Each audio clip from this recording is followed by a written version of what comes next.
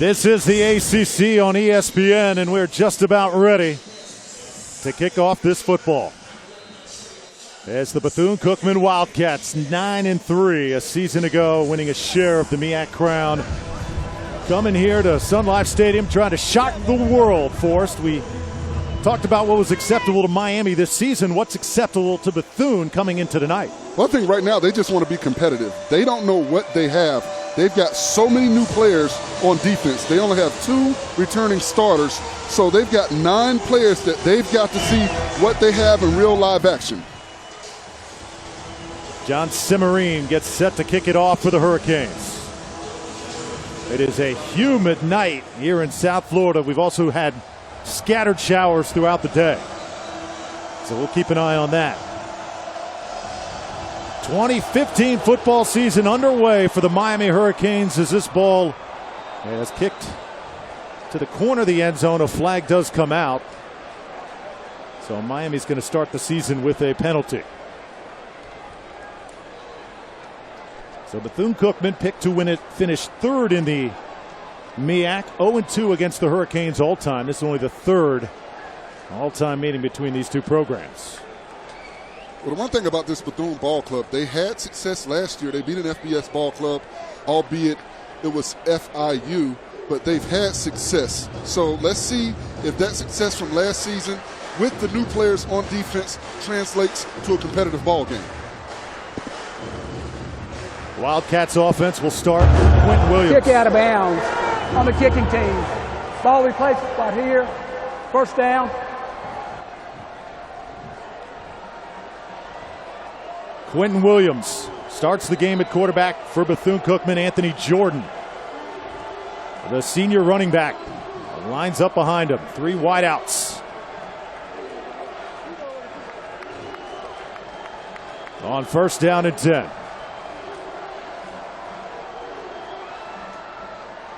Williams on the keeper, and Quentin Williams gets a couple yards up to the 37-yard line.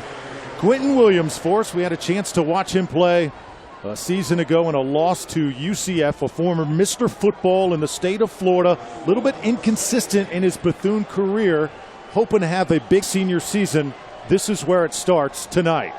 He's looking for his receiver, and it was intended for Jontavis Carter, the Miami transfer. Incomplete, and now 3rd down. Well, when you look at that play, he had pressure in his face, and that's what he has to face all night. Quentin Williams is a very good game manager. He understands the concepts of the read option. He's not a shake and bake type of runner, but Larry Brim is. And when he comes into the game, he'll shake it up. Now, Miami's defense, I look for this young defensive line to make plays. Can they get pressure from their defensive ends? That'll be a big key for Miami. Now 3rd down and 8.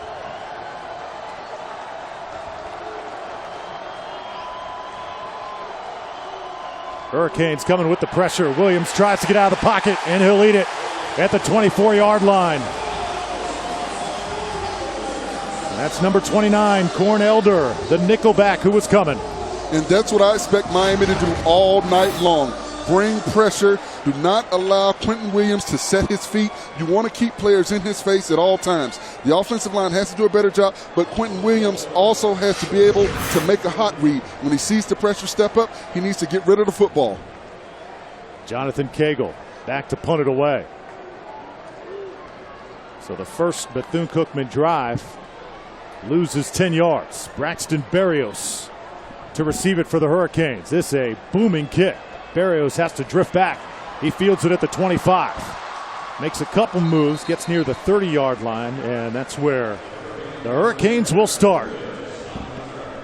Led by Brad Kaya, sophomore quarterback, nearly 3,200 yards passing a season ago, 26 touchdowns. His passing efficiency, 145 for a freshman. That's off the charts.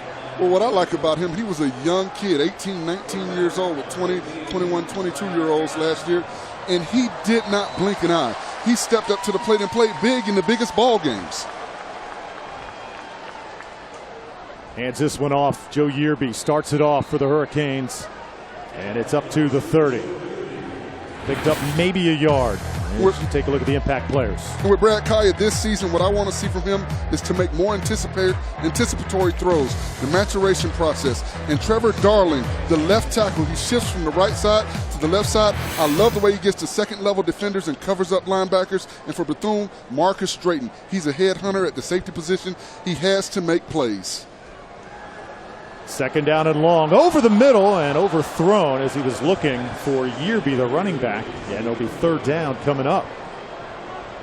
So Joe Yearby, the sophomore running back, is going to be one of the guys that's going to try and replace the production that Duke Johnson had a year ago. We're going to see two main running backs tonight from Miami, Joe Yearby and then Mark Walton, the true freshman, who they are really, really excited about. It's third down and long.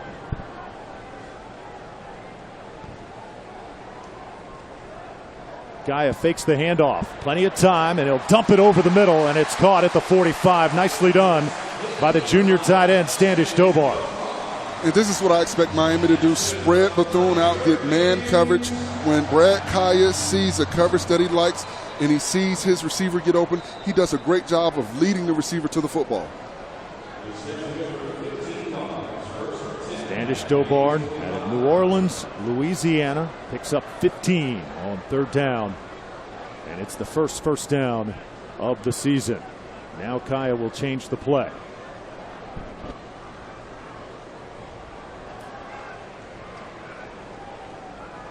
Throw it to his left and get it to his receiver, Rashawn Scott, who missed most of last season with a shoulder injury.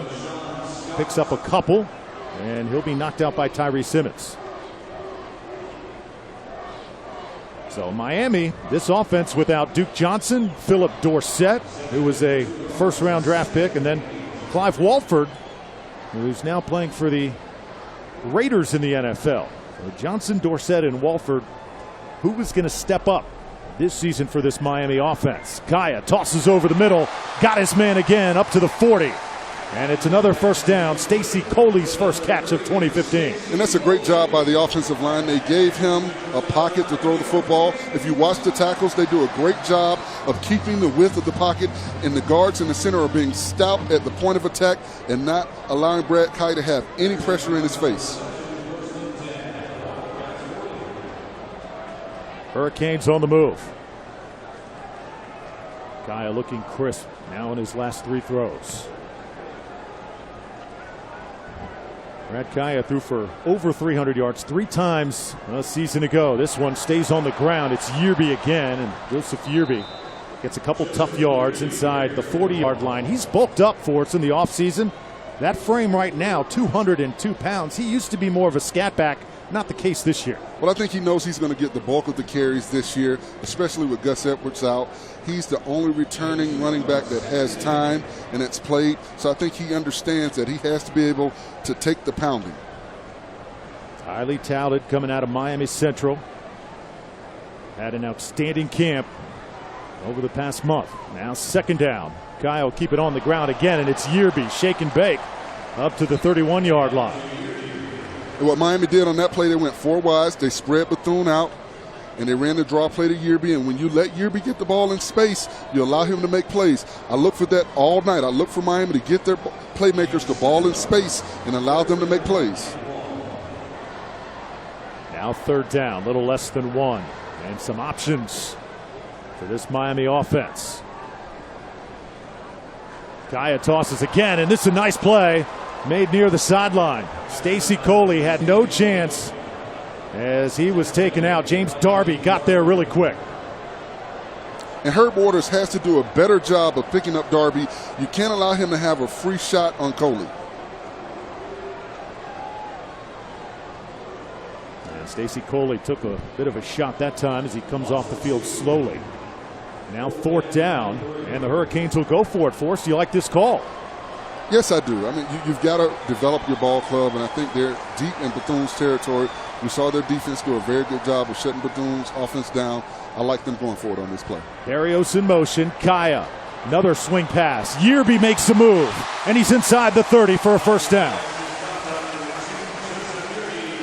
And you see the elusiveness of Yearby on that play. He was stopped short of the first down, but he was able to sidestep the would-be tackler and get north and south and get up the field.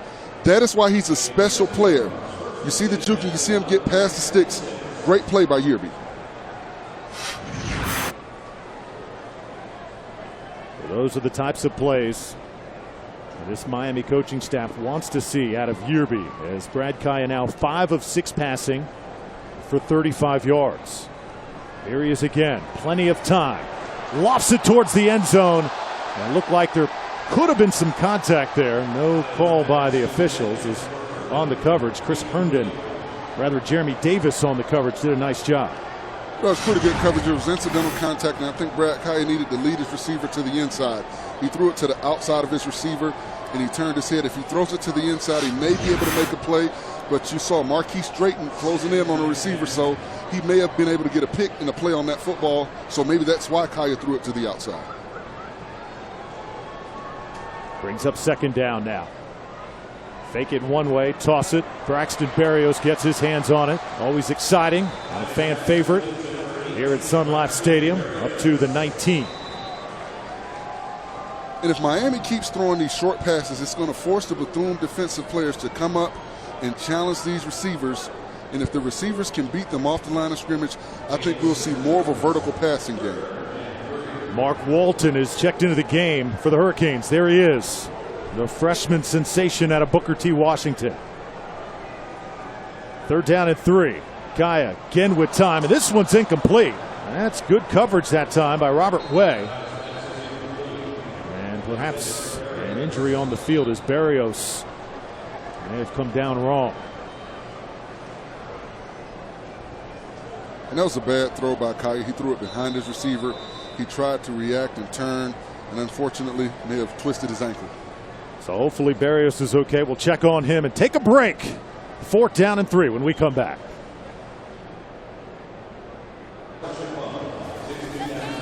Back here in Miami, 4th down and 3 for the Hurricanes. And they set up for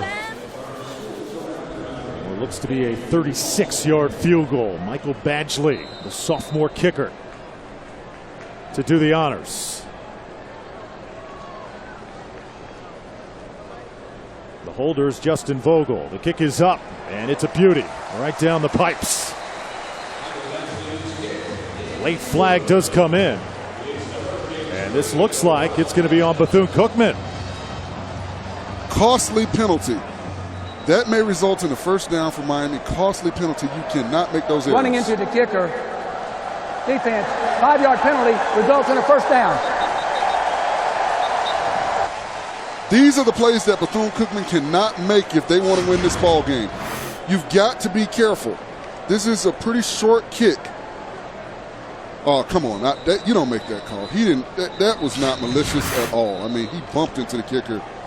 I mean, come on. I don't agree with that call. I don't agree with that call at all. But at the end of the day, you got to stay away from the kicker. But it wasn't malicious. And I understand it's only the 5-yard penalty. It was the running into the kicker, not roughing, but at the same time. Wow. That gives Miami new life, and now the 13th play of this drive. Mark Walton gets his hands on the football. This is an exciting freshman as he is ankle tackled at the 10-yard line. Robert Way came up to make the stop. And you see right there with Walton, he presses the line of scrimmage. That's one thing the coaching staff talked to us about. He hits the hole and he presses and he makes the tacklers come to him. Picked up 4. Kaya with time again. Now makes a move. Now little shovel pass up to the 5-yard line, and Herb Waters, that's all he is going to get. Getting tackled by a host of Wildcats there, but it took about 4 to bring him down. You got to love that second effort. Well, I love the fact that Brad Kaya stayed in the pocket. He didn't panic. He looked through all of his progressions. He didn't see anything. He didn't make a poor throw. He got the ball out to a playmaker and allowed him to try and make a play. So now it's 3rd down and short again. Split a couple receivers out to the left side and run the football. Good job by Bethune-Cookman. Penetration coming again, and Robert Way there to wrap him up in the backfield. And this is exactly what you want your linebackers to do down inside the 10-yard line in the red zone. Shoot the gaps. The offensive linemen have got to do a better job of not allowing these linebackers to shoot the gaps and allowing the running backs to get north and south. That time the running back never had an opportunity to get north and south because the linebacker was in the backfield with him. Keep in mind this Bethune-Cookman defense with 9 new defensive starters. And it's the unknown. You don't know who these guys are if you're Miami. 4th down and 1. Miami rolling the dice again. Kaya's throw is caught for the touchdown.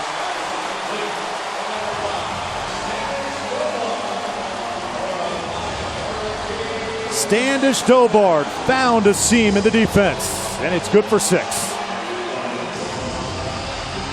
And Dobard may have gotten away with a slight push on Tyree Simmons, but a great job by Kaya finding his receiver sitting down in the middle of that zone and getting the ball to him.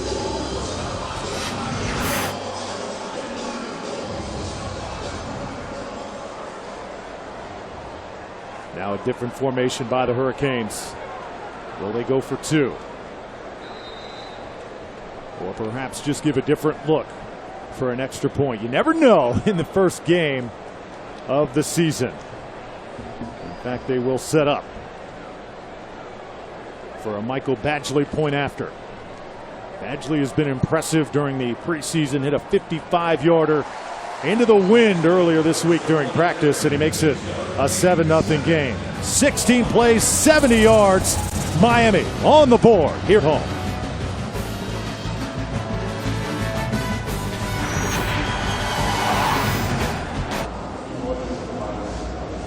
The Bethune-Cookman band, you know, everywhere they go, they're going to put on a show. But right now, Miami doing it on the field. 7-0 Hurricanes. Dobard, the touchdown grab for Brad Kaya. And what made it possible, the penalty on the Bethune-Cookman defense on the field goal try, gave Miami new life. Now Simmerine is on the field for the Hurricanes. Marquise Drayton will return it for Bethune-Cookman. And if you're Bethune-Cookman, you've got to establish the running game on this drive. It'll be Drayton from the 4. Shows some nice speed, gets it up near the 30-yard line. That's where the Wildcats will start. That's a 25-yard return, and there's Braxton Berrios. He went out during that first drive. Looked like he came down wrong, awkwardly on the knee, and right now it does not look like he is going to be back tonight. Well, we hope it's not a serious injury. He reached back to try and get a ball that was thrown to him, and he may have twisted his knee down on the turf. We know it was raining earlier today, so it may be some slippery turf out there. We hope it's not a very serious injury. Quentin Williams, second drive for Bethune-Cookman. See if the Wildcats can get something going offensively. This is a unit that returns the bulk of their starters from a year ago. There's a short run. Has taken it up for a couple. Anthony Jordan, and he was tackled by Trent Harris, a sophomore defensive lineman. Miami defense ranked 14th a season ago. And Bethune is going with the fast-paced offense. I'd like to see them do some misdirection. I'd like to see them do some draw plays, because Miami's bringing a lot of pressure, and you have to use Miami's speed on defense against them to try and get positive yards. Not much here.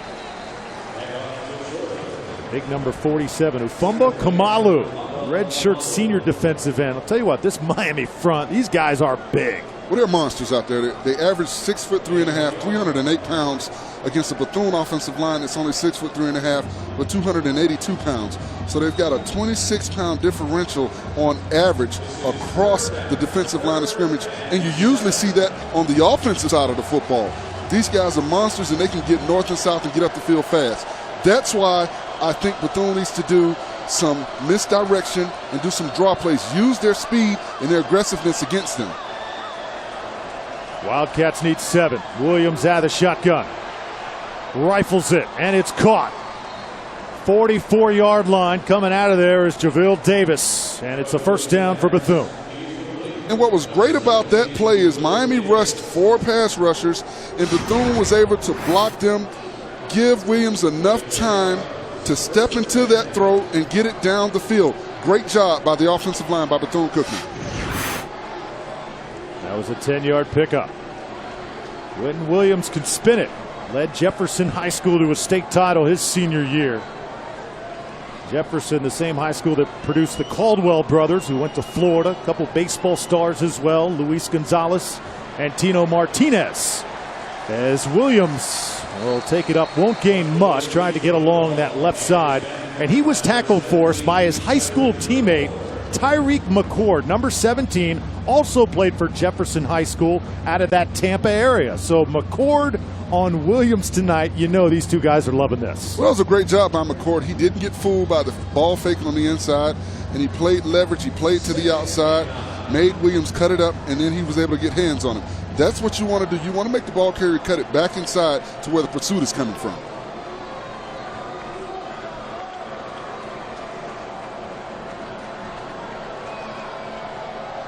Second down now. McCord coming again. Williams got some room to run. He'll step up, get across the 45 and take it just past midfield, about a yard shy of a first down. Great recognition by Quentin Williams.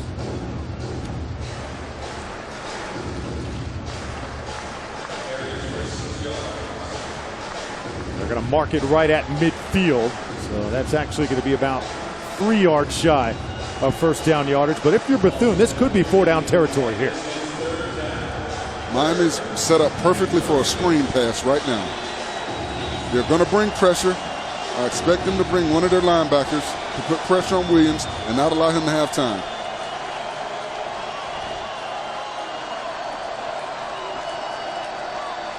Crowd comes alive here at Sun Life. Williams trying to make it happen again, and he won't get back to the original line of scrimmage. Jermaine Grace chased him down right there. What happened on that play, they didn't bring pressure, but they were able to get pressure with the 3-man rush that they had. Everyone was covered up. Williams did a good job of not trying to force the football. Sometimes it's better to take a sack or throw the ball away as opposed to forcing the ball and getting an easy turnover.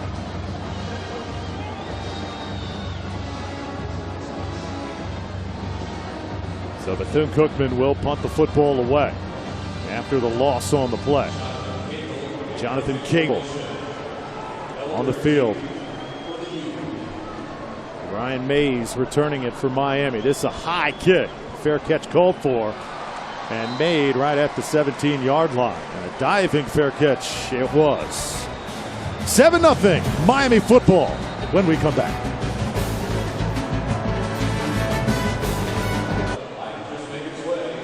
Not a bad place to start the 2015 football season. Forrest, I know you had a nice relaxing day down on the beach.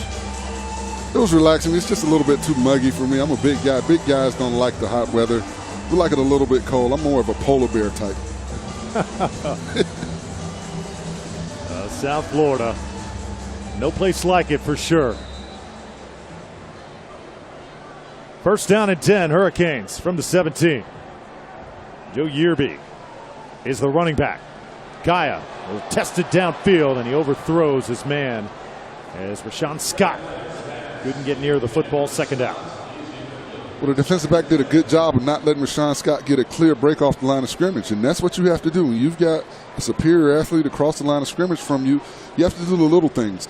Bumping them off the line, not giving them a free release. Miami receivers that are back this year from last year: Malcolm Lewis, Braxton Berrios, Herb Waters, and Stacy Coley. None of them had over 300 yards receiving. So someone's got to step up their game this season. That's swung out for a short gain to Yearby, and it'll be third down and long. And Robert Wade did a good job of slowing Yearby down and allowing the pursuit to get there. Bethune has done a pretty good job defensively. They're not allowing Miami to do the things that they want to do. They're getting the ball to their athletes out in space, but Bethune is doing a very good job with their pursuit. And once again, it goes back to the unknown. This Miami ball club, in preparation for Bethune-Cookman, had 9 new guys on a defense that they've never seen to prepare for. See if the Wildcats defense can get off the field here. Gaia tried to thread the needle that time, and luckily was not intercepted. That was a tough throw to make. Malcolm Lewis, the intended target, and it's fourth down. Dangerous, dangerous throw. He threw it into triple coverage. And, you've got to look at this Bethune ball club if you're their coaching staff and feel really good about what they've done so far. Terry Sims, their head coach, told us that they were coming in here to win this ball game and they were going to compete and play hard. And so far, they've done that.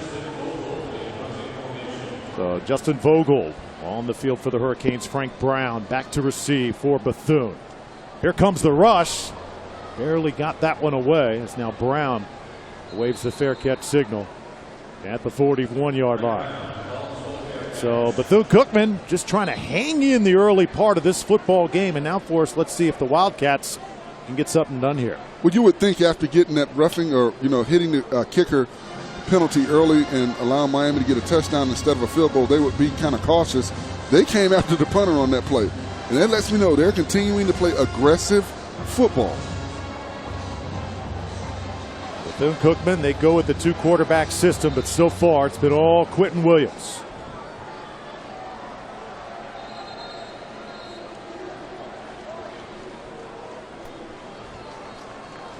This play is going to be blown dead.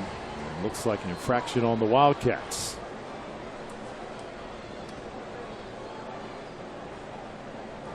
False start. 66 offense. 5-yard penalty. First down. That's Dazzy Morris, the center. Second penalty on Bethune. Michael Jones checks into the game at running back.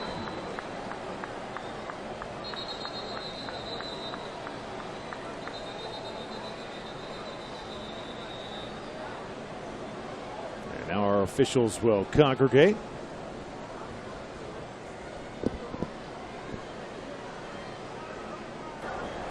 Please set the game clock to 1:25. Thank you. So it'll be first down and 15 from the 36. As Bethune-Cookman last year able to knock off FIU. In fact, they've done that the last 2 years. They've taken care of an FBS opponent.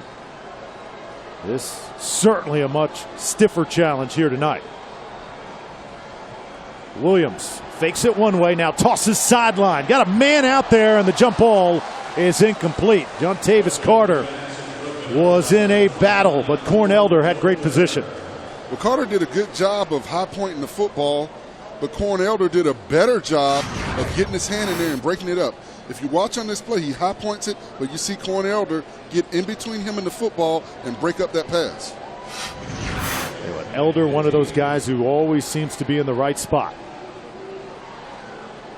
Williams now 1 of 3 passing for Wildcats.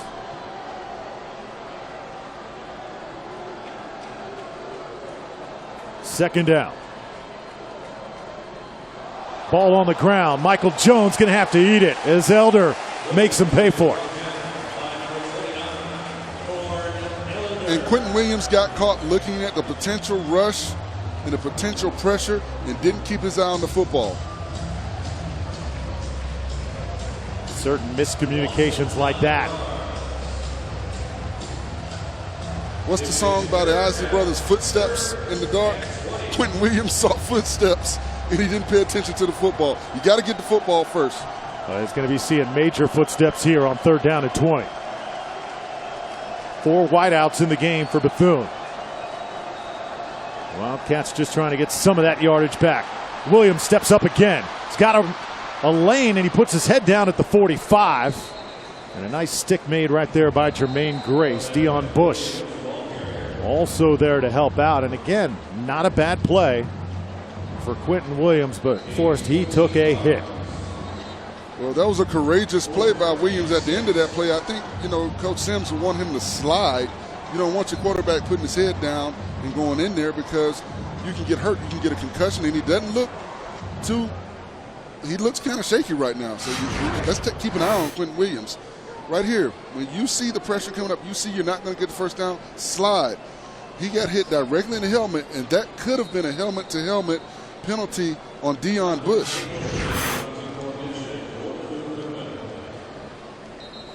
He looks like he's okay right now, but let's see when they get back on offense, do we see Larry Brim in the game? But you want your quarterback to slide. I understand he wants to get the first down, but you see you're not going to get it. You've got to protect yourself as a player. Punting situation now for Bethune. And fair catch. No, the ball on the ground, and the Wildcats. Let's see, they may have come up with this football. It was Herb Waters who made the fair catch, as a couple flags come down as well near the 18-yard line. I wonder if they gave him enough space to make the catch.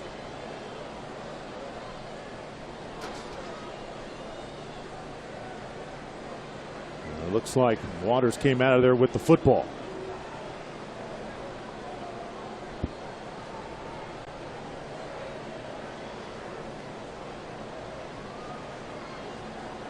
Are you shocked right now, Drew? Kick catch interference on the kicking team. 15-yard penalty, first down.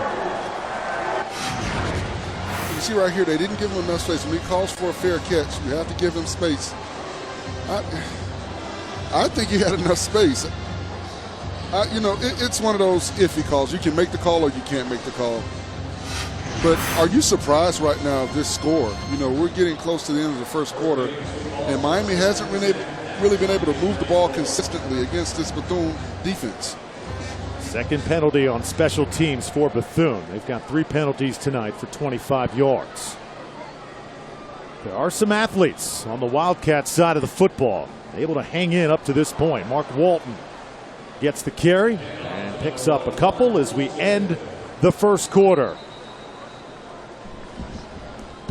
So Miami with a touchdown lead.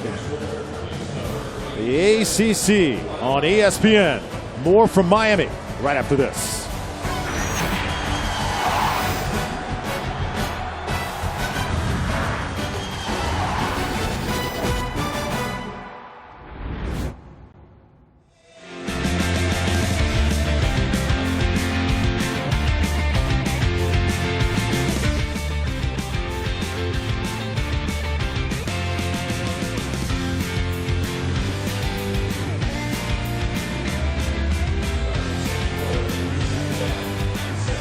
And welcome back to the newly renovated Sun Life Stadium. First down for the Miami Hurricanes. And they'll toss it out across the 40-yard line. Herb Waters makes the catch, and actually be third down here coming up. James Darby on the stop for Bethune-Cookman. And Bethune-Cookman has to be pleased right now with the score being 7-0. Their defense has been flying around the football. They have to be pleased. Penalties hurting Bethune-Cookman, especially on special teams in the first quarter. Hurricanes 1 of 5 on third down conversions. Another one here. Here's that talented freshman running back, Mark Walton. Cross midfield, down near about the 47, a Miami first down. Mark Walton out of Booker T. Washington. Big expectations from this young man. An outstanding finisher, said by offensive coordinator James Coley. Kaya going through the progressions. Boy, he's got so much time to deliver the football, and that is a beauty. Making the catch, Malcolm Lewis. Move the sticks again. And you see the maturity of Kaya on that play. He waited for his receiver to get open. He allowed him to get into that pocket. He goes through his progressions. He steps into the throw. Great job by Kaya, and great job by that offensive line. Al Golden says Brad Kaya, his work ethic may be the best that he has seen in 21 years of coaching. Here's Walton again. Leaps a tackler inside the 20. Oh, this freshman can bring it.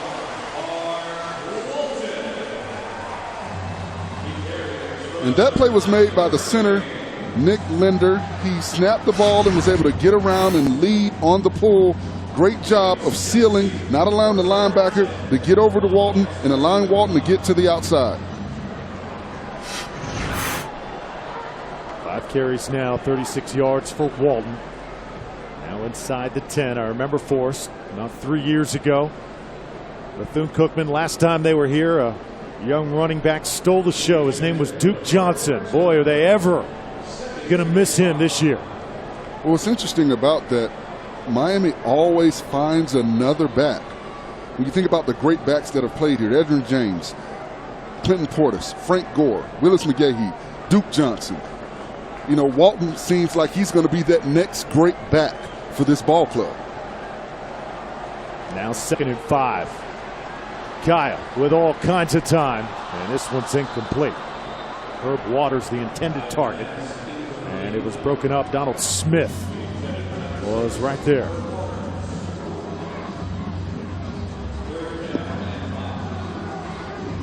So Wildcats defense just hanging on here.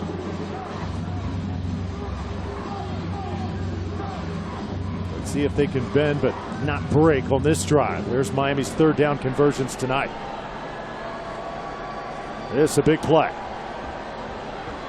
Yearby back in the game. The lofted corner of the end zone for the jump ball, and it's incomplete. That's great coverage by Elliott Miller.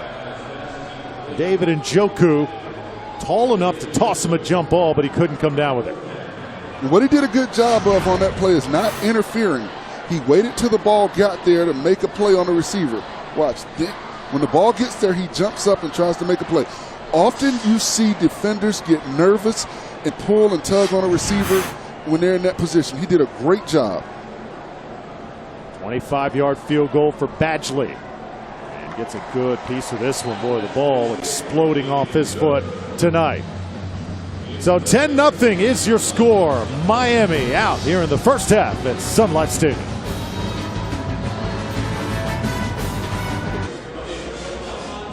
Nine-play, 58-yard drive, resulting in a Badgley 25-yard field goal. It's 10-0.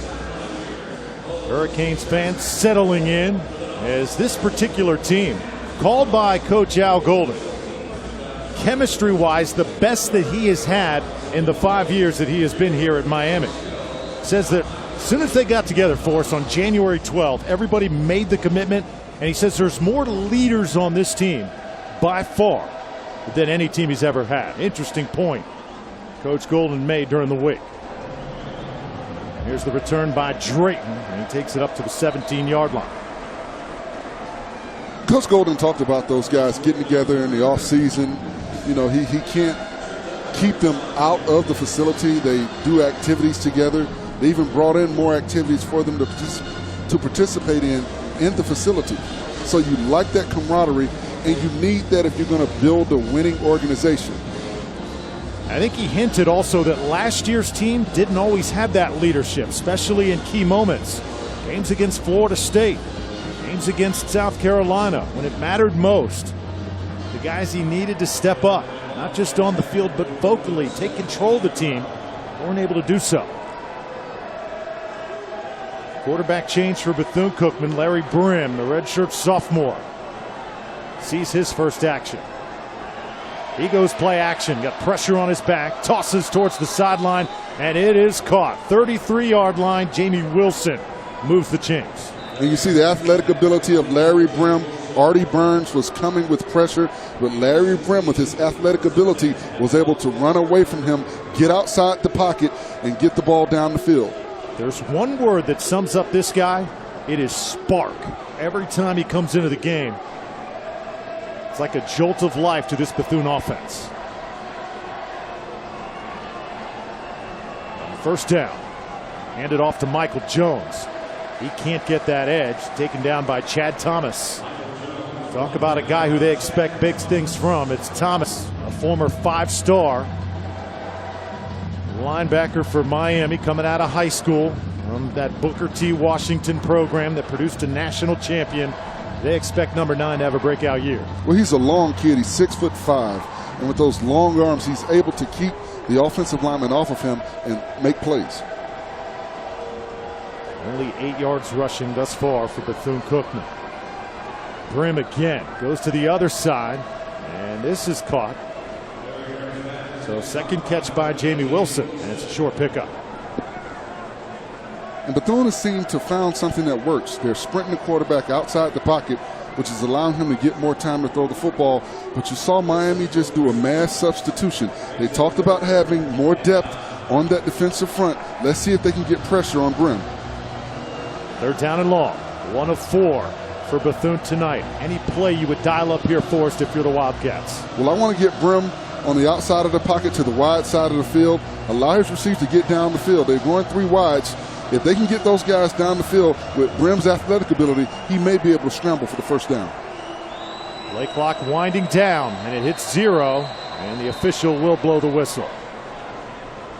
Timeout, Bethune-Cookman. First timeout of the half. They do get the timeout in. Heads up play by the coaching staff. Brim comes to the sidelines. We'll call the play when we return.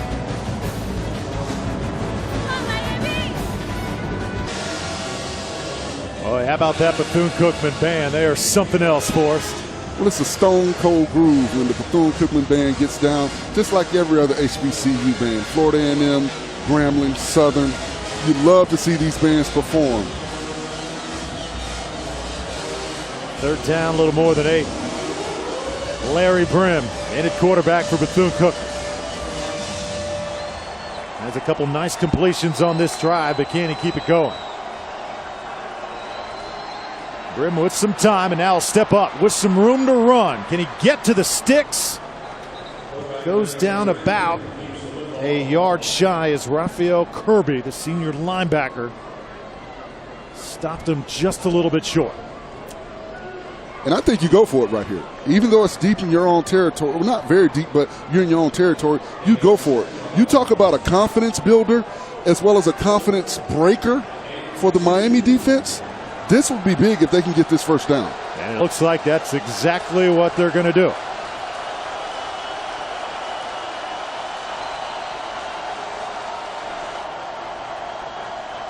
Now they'll change the play.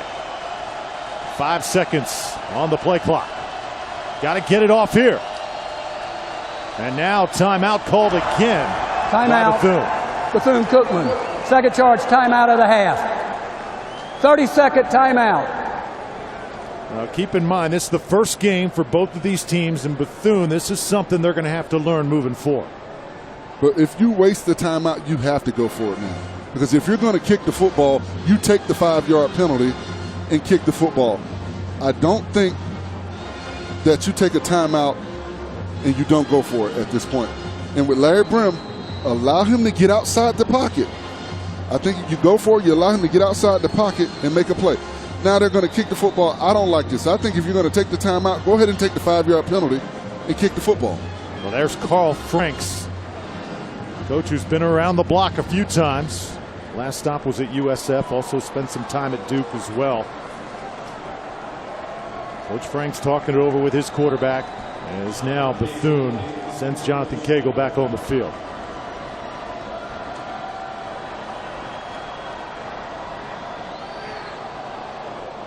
Low kick. And picked up at the 29, and there's some room to run. Corn Elder cutting to the inside, and he is going to score.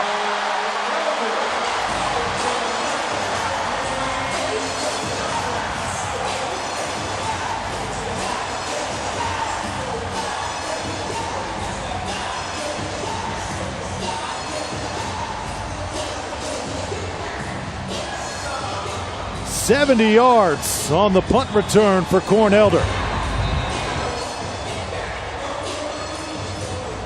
And that play started by Jonathan Cagle, the punter.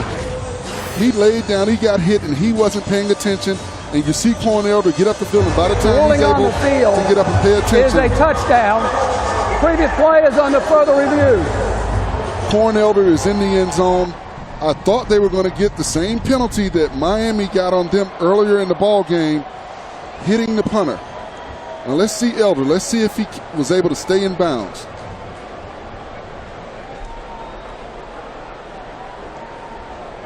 You see he's got a clear lane. There's nobody out there. And the key play is when he cut back right there. He had offensive players in front of him. And this is clearly a touchdown. So Corn Elder filling in for Braxton Berrios. Berrios out with the injury suffered in the first quarter. It's been a little bit of an adventure for Miami on punt returns tonight, but Elder, this young man can play ball. Made a few outstanding defensive plays tonight. Now a big one on a punt return touchdown for 70 yards. And watch the punter on this play. This is the same thing that happened to Bethune. They ran into the punter. Now right here he falls down. That should have been running into the punter right there. Now you see him laying there looking at the official, not paying attention. If he looks up and he's paying attention, he may be able to force Cornelder out of bounds, but by the time he gets up, Cornelder is in full sprint mode, getting to the end zone, and he's not able to make a play.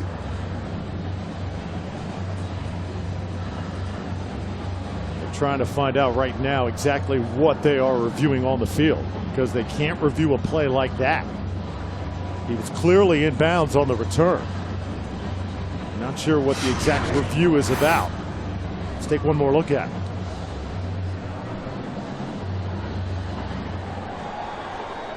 See, perhaps, I think maybe they're looking for us at how he picked up the ball. Was the knee down, perhaps, as he scooped it off the ground? Let's see. Not even close. I don't know what they're reviewing at this point. He's nowhere near the sideline.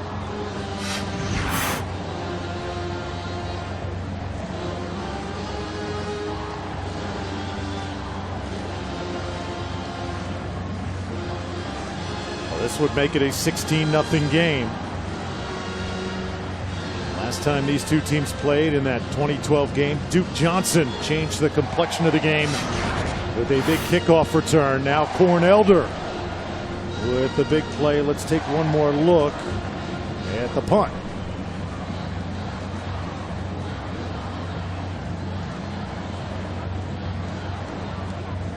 Cornelder makes a play on the football. He scoops it up. Are they looking to see if maybe he called for a fair catch? Did we miss that? That could be the only thing they could be looking for at this point. He crosses the goal line before he drops the football. His knee doesn't touch the ground. Neither does his elbow, any part of his body. He's not close to the sideline. Did someone else on the field call for a fair catch? This Miami team, very young this season, only 12 seniors on the entire roster. And that could be something for us you just talked about. Could it be the fair catch signal top side of the screen? Was there a fair catch call? I don't believe there was. No, he was telling guys to get away from the football. When they do that, he's saying get away. Now Coach Golden comes over to have a word with our official.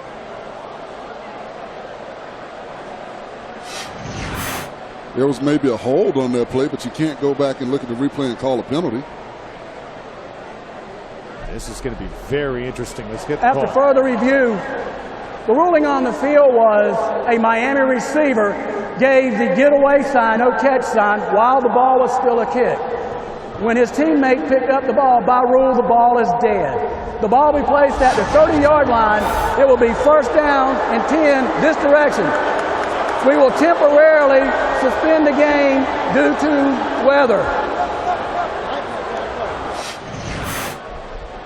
So a double dose of bad news the for game Miami. Clock will be set at 9:18 when we come back. We are temporarily suspending the game due to weather. Please find a safe place. Inclement weather right now in the area. So the Hurricanes will head to the locker room to wipe out a 70-yard punt return for Cornelder. Boy, that one is a shame. And you talk about a momentum killer. This happens, and now we've got a game delay. You've got a bunch of energy going on this Miami sideline. The fans, they got up and got into the ball game. Bethune was on a low, and now they take the points off the board, and the teams get to go into the locker room and game plan a little bit different now.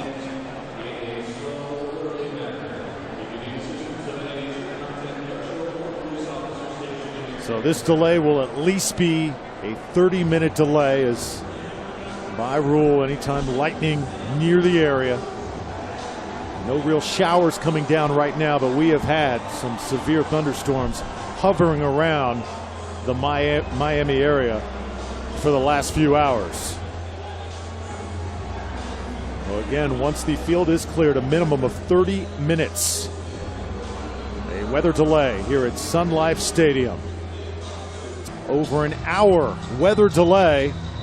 It looks like we are set to play football. This is what has gone on so far. Miami defense bringing the pressure on Bethune-Cookman quarterback Quentin Williams. Brad Kaya, touchdown pass to Standish Dobard put the Hurricanes on the scoreboard.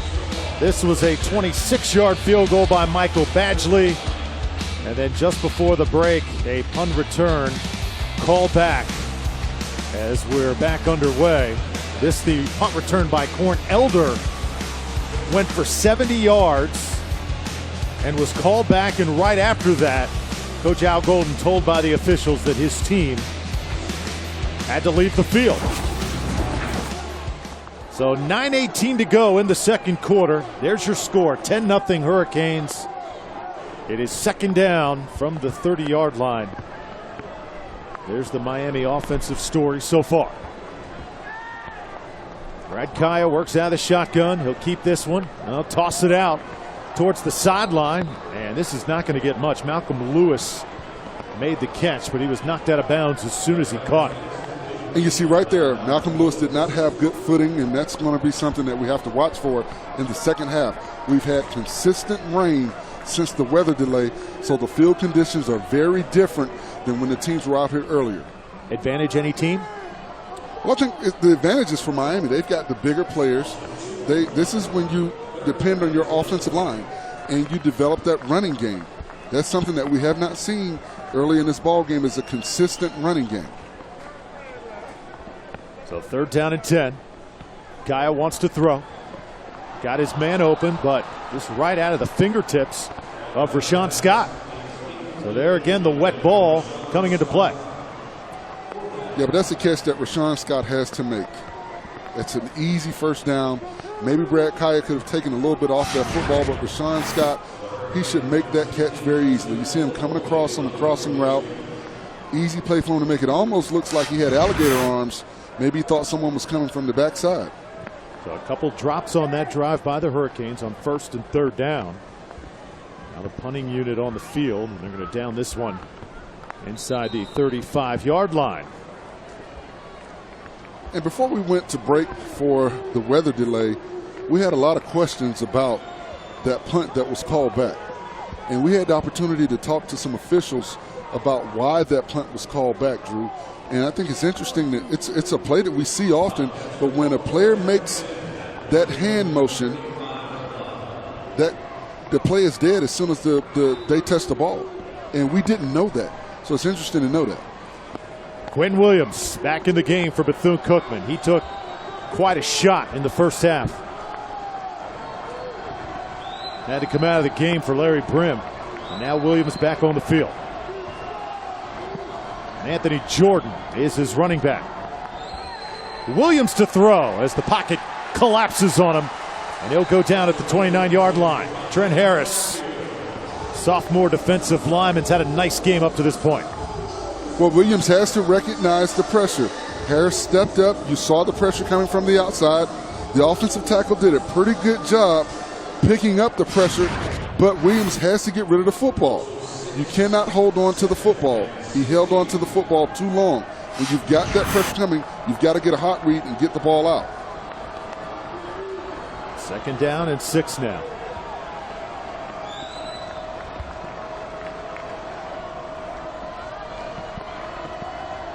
Rayshawn Nelson and Jaquan Loomis are the wide receivers. We'll keep this one on the ground, and Anthony Jordan takes it up near the 40-yard line. Anthony Jordan is the guy who must play well for Bethune-Cookman to hang in this football game. He is the catalyst of this Wildcats offense. Well, he's a bruiser-type runner, and if he gets into the open field, he can take it the distance. I look for them to get him the ball a little bit more, especially with the weather conditions that we see right now. So the Speedway offense now looking at 3rd and 7. Jordan's got 3 carries for 9 yards. The Miami defense is coming.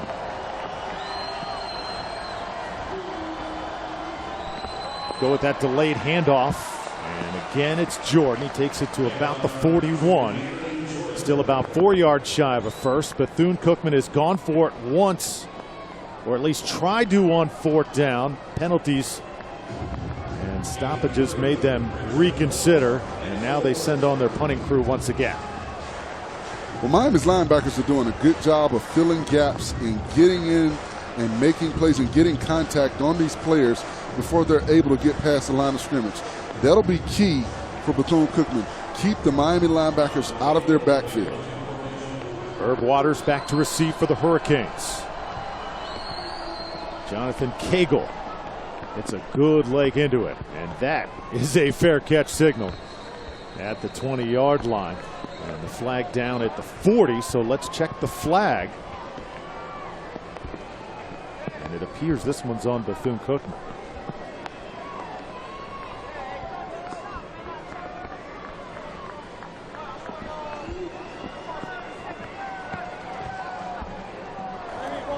Illegal formation, 45 was off the line of scrimmage. The penalty will be on the ensuing play, first down. Head coach Terry Sims leading Bethune-Cookman tonight. Wildcats hanging in, trailing 10-0. 6 minutes to go, first half.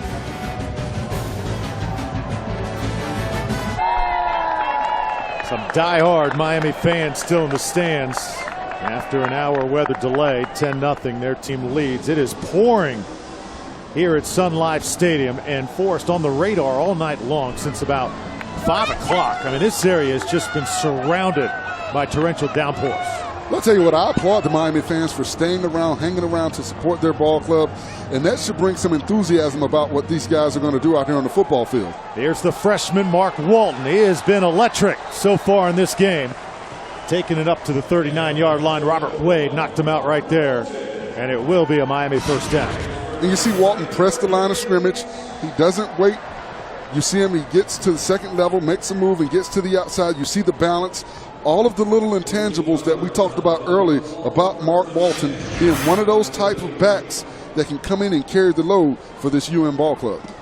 His quarterback, Brad Kaya, was asked during the week, what do we expect to see from Mark Walton? He just smiled and said, you will see.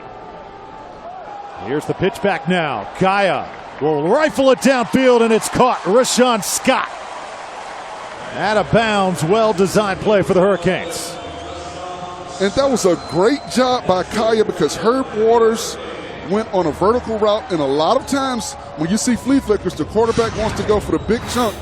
But what he did was he saw Rashawn Scott coming underneath Waters. Waters cleared it out for him, and a great job by Kaya. Great decision. This young Bethune-Cookman defense now on their heels. The flag will come down now. It'll be a false start. False start, number 66, offense, 5-yard penalty, first down. And Forrest, that is the first penalty tonight on Miami. So far, a relatively clean ball game by the Hurricanes. Well, they've shown good discipline, and they're moving the football now. They're passing the ball well. They're running the football. I think right now this is where you challenge your offensive line. When you've got a bad weather game, when you've got bad footing out there, you want to challenge your offensive line to open some holes. On 1st and 15, toss it right side. And again, it's going to be Rashawn Scott on the catch. You know, Scott eager to get back into the action tonight, missing last year with a shoulder injury. He, along with Rayshawn Jenkins on the defensive side, did not play in 2014. Well, Scott plays the X position, and he's that receiver that's on the line of scrimmage. He's big enough and strong enough to get off of the jam and get open. Hand it to Walton. Right now he is feeling it. Down to the 16. And the crowd loving it. And I tell you what I like about Walton. He gets the ball and he goes. He does not wait. He sees an opening and he hits it. You see it right here. He follows Nick Linder in the hole. Great job by Linder getting up to the second level, covering up that linebacker. And once you allow Walton to get out into the open field, he's going to make a play. Now Kaya goes for the end zone. And this one is caught for the touchdown. Rayshawn Scott came down with it. A flag is down, though. Offside, 68 defense, penalty declined, touchdown. And that was a great job by Kaya putting the ball to the outside, and you watch Scott. He high points the football. There's a safety coming over, but where Brad Kaya puts the football, Scott high points it and gets that left foot down. Great job locating the football and making the play. That is a tough catch. Elliott Miller was right in his grill. Scott with the good hands and the good ups makes the touchdown grab. Here's the point after from Badgley. Miami goes right down the field. Brad Kaya. It's Rashawn Scott. 17-0. Miami taking care of business here at home.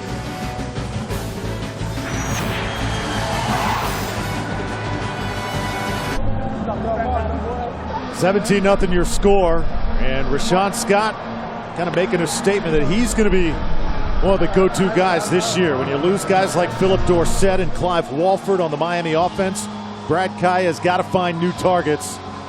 He was 3 for 3 on the last drive. Well, Rashawn Scott is a big target. Brad Kaya didn't have him to throw the football to last season because of an injury. You know, Rashawn Scott wants to make a name for himself and get noticed early, and he's doing a good job so far. This kick fielded at the goal line. Marquise Drayton brings it out. Now the Miami special teams unit doing some hitting as a flag comes down at the 15.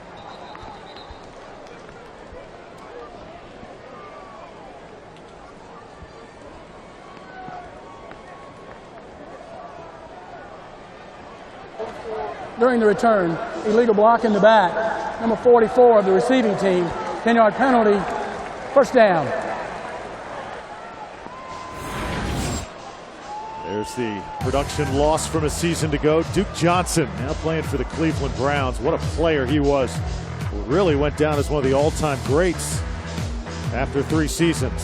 Philip Dorsett now with the Indianapolis Colts. And Denzel Perryman, boy, did he bring the thunder at linebacker. And we got to give a big fella some love to Eric Flowers, the left tackle from Miami. He did a great job protecting the young Brad Kaya and allowing him to be comfortable and develop into the quarterback that he's become.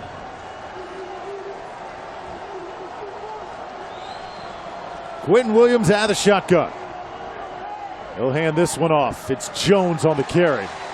And the Miami defense fast to respond. Boy, they are flying to the football right now. Jermaine Grace, second leading tackler from a year ago, made the stop. Well, this Miami ball club looks like they've waken up. You know, they in the first half, early before the lightning delay, it looked kind of flat. It looked a little more alive right now.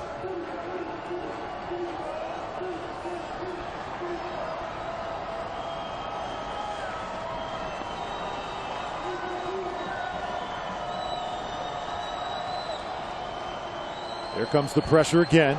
Williams lofts it in the air, and this one's intercepted. Picked off out of the air from Rayshawn Jenkins. And that was a bad job by Williams. He eyeballed his receiver the entire time. He did not look the safety off. You've got to look the safety off when you're throwing the ball down the field. He did a poor job on that play. Watch Williams. He eyeballs his receiver the entire time. He never looked the safety off, and you see the safety make a play on it as soon as the ball is let go from his hands. Great job by Miami. Great job by the safety to get over there and make a play. So Jenkins, who I mentioned just a few minutes ago, did not play last year. Had a back injury. Makes a big play in his first game in nearly 2 years. So first down for the Hurricanes from the 35. Again, same guy as Rashawn Scott makes another grab. Tell you what, this Miami defense starting to really pick it up for us. The linebackers have done some shifting. Raphael Kirby takes the job that Perryman had last year moving to the inside. That's a big responsibility for him. Well, he's become more vocal, and what the coaches talked about is he practices every day like it's a game. Now the Canes put it on the ground, and this is Joe Yearby. Yearby across the goal line.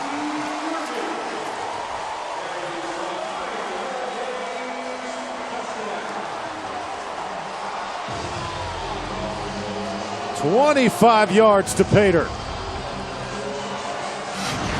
And that play was made by Nick Linder, the center. Watch him get up in the hole, get to the second level, and once he gets a block on that linebacker, Yearby's able to get in the open field, and you're not going to catch him. Great job by the offensive line, and I like the way Linder got up in that hole. That's what you have to do as an offensive lineman. If you get to the second level, you don't necessarily have to have a knockout punch. When you've got the athletes that Miami has in the backfield, if you get in the way and give them something to cut off of, they'll make a play. Point after is through by Badgley, and it's 24-0. 2 plays, 35 yards. Joseph Yearby, another weapon for this Miami offense, and you can see why head coach Al Golden loves this particular team. He raved about the hard work that these players have put in the offseason. He says, never has one of my teams gone into a season with so many leaders. He said, we've always had all kinds of distractions for us with every team that I've had. Not the case this year. Loves this ball club. What I think what happens is when you lose as many quality players as Miami lost last year, everybody has to bond together and become more of a team. Eric Flowers, first round to the Giants. Philip Dorsett, first round to Indianapolis. Denzel Perryman, Clive Walford, Duke Johnson, John Feliciano, Anthony Chickillo. You've got guys that were the best at what they did. Eric Flowers was one of the best tackles in the country. Clive Walford, arguably the best tight end coming out in last year's draft. Duke Johnson, I know you've got Gurley and you've got Melvin Gordon, but I think Duke Johnson is right there in that class with those individuals when you talk about production. So you lose so much. I think these guys have had to bond together, and you see it on the field. Hurricanes starting to really find their groove. Marquise Drayton trying to find a crease. Takes a big pop near the 30 and up to the 33-yard line. Another chance for the Wildcats coming up here. How about that 1-2 punch at running back? Mark Walton, the freshman, then Joe Yearby, the sophomore. The ACC is going to have to deal with these guys. And keep in mind, this is a running backs unit that lost Gus Edwards earlier this week for us. That devastated this Miami team. He is a team favorite, down with a foot injury, not going to play in 2015. And all these guys now are coming together, especially Yearby and Walton. Well, Gus Edwards reminds me of an older Miami back, Donnell Bennett, a bigger back. He can hit the hole. He can catch the ball out of the backfield. He did a lot for this team, and they'll surely miss him, but they've got the athletes to replace him. Williams trying to find an opening. Ball may have come out towards the end as Darian Owens jumps on it. And let's see, it looked like it could have gone down before he hit the ground, but let's see what the officials rule here. And Bethune-Cookman has to be very careful right now. Timeout, Miami. First charge timeout of the half. 30-second timeout. Now Miami's going to try and preserve the clock right now. They've got 2 minutes left before the half. Bethune-Cookman has not been able to establish a running game. They haven't established a consistent passing game. I think you go back to Brim. I thought Brim had a little bit more success when they sprint him outside the pocket and allowed him to throw on the run, that allowed receivers to try and get open a little bit more. And with the threat of him running the football, it made the Miami defenders react to him. Yeah, there is Larry Brim. Bethune's offense should be tough to deal with for the rest of the MEAC this year. Players like Brim and Quentin Williams with Michael Jones and Anthony Jordan. Frank Brown has not really gotten into this game. Jamie Wilson had a couple catches early on, but haven't really seen the weapons on display for Bethune, partly because Miami is so fast tonight on opening night.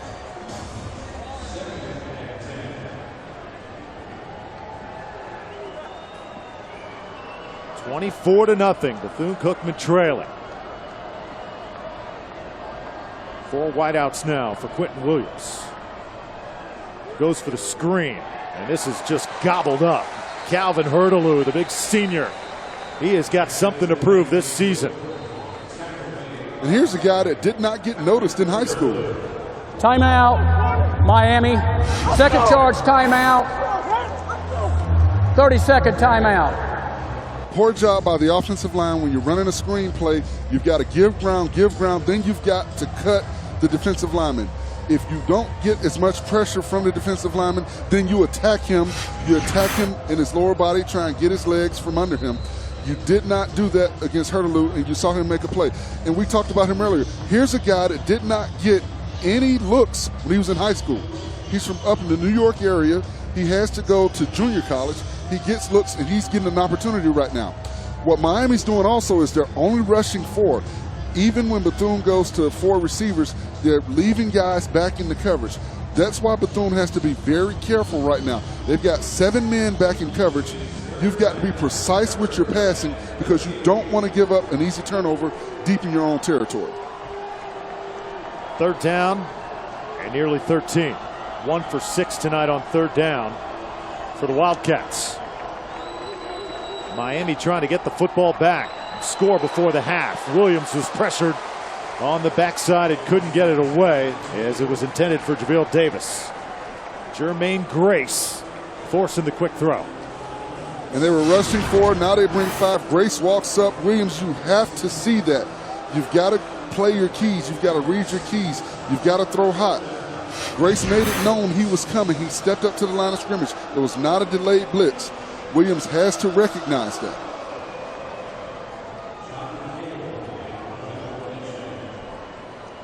So let's see if Elder can get another chance.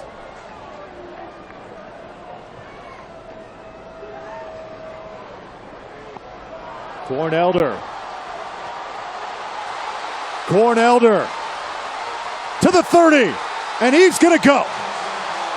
Touchdown, Miami. 72 yards.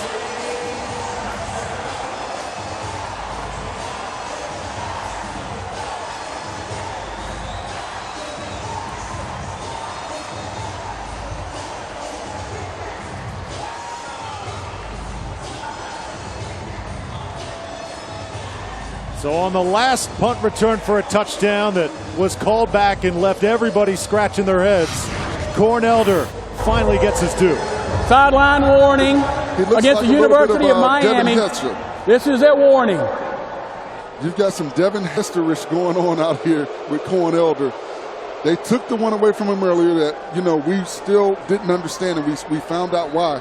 But Corn Elder, he finds a seam, and we talked about it being dangerous for Bethune-Cookman. They should have run the football, run clock, where you're really going to get a score with 2 minutes left deep in your own territory. This game is really getting out of hand right now. Badgley makes it 31-0. So Braxton Berrios, who would have been the punt returner, injured, and now I think Miami's found something for us with Corn Elder. Well, you've got Corn Elder. Think about the return men for Miami. Travis Benjamin, you know, Kevin Williams. You know, they've always got somebody that can return kicks, and Corn Elder looks like he's going to be the next great kick returner for Miami. He's had 2 tonight, although 1 was called back. You see the moves in the open field. He knows how to find seams, and he allows his blockers to get in front of him when he's out in the open field. Often when you see guys returning kicks and they break it open but they get tackled, it's because they're trying to outrun everybody. One thing I like about the way Corn Elder is returning these kicks is he's allowing his blocks to be picked up when he gets to the middle of the field. That's great vision. Keep in mind this Miami team had no top 25 votes in the AP poll coming into tonight. This is a team that with only 6 wins a year ago, not really on anybody's radar. Tonight, I know it is Bethune-Cookman, but still they wanted to make a statement. And what's most impressive for us is, you know, you think there'd be a little bit of a lull since they came out of the locker room. Man, they really kicked it into overdrive. Well, this team has pride. And I'm sure Coach Golden gave them a verbal spanking during that time where they were waiting for the weather delay, and you see what's happened. They've come out. They've got a lot more energy. They were flat during pregame warm-ups. They seemed a little bit more energized, and this team has pride. This is a traditional program. They win championships, and they want to get back to that. And this kick end over end sails out of the end zone. It'll be a touchback for Bethune. So we're still in the first half. Doesn't feel like it because we had over an hour delay, but 1:37 left to go in the half. Miami now has taken control of this football game. It was a point when Bethune-Cookman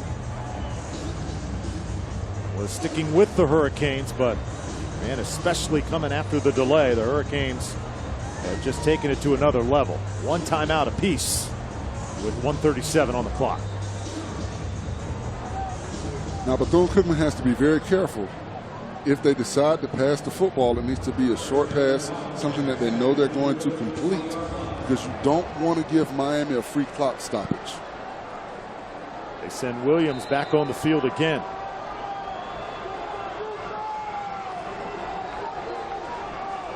Still showing a 4 wide receiver look.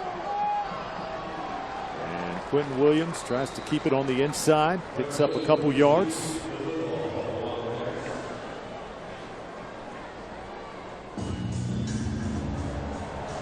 Big number 47, Ufamba Kamalu for the Hurricanes.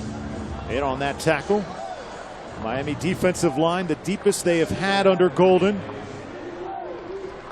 And the secondary also something to watch. They are so deep, probably the deepest and most athletic in the ACC.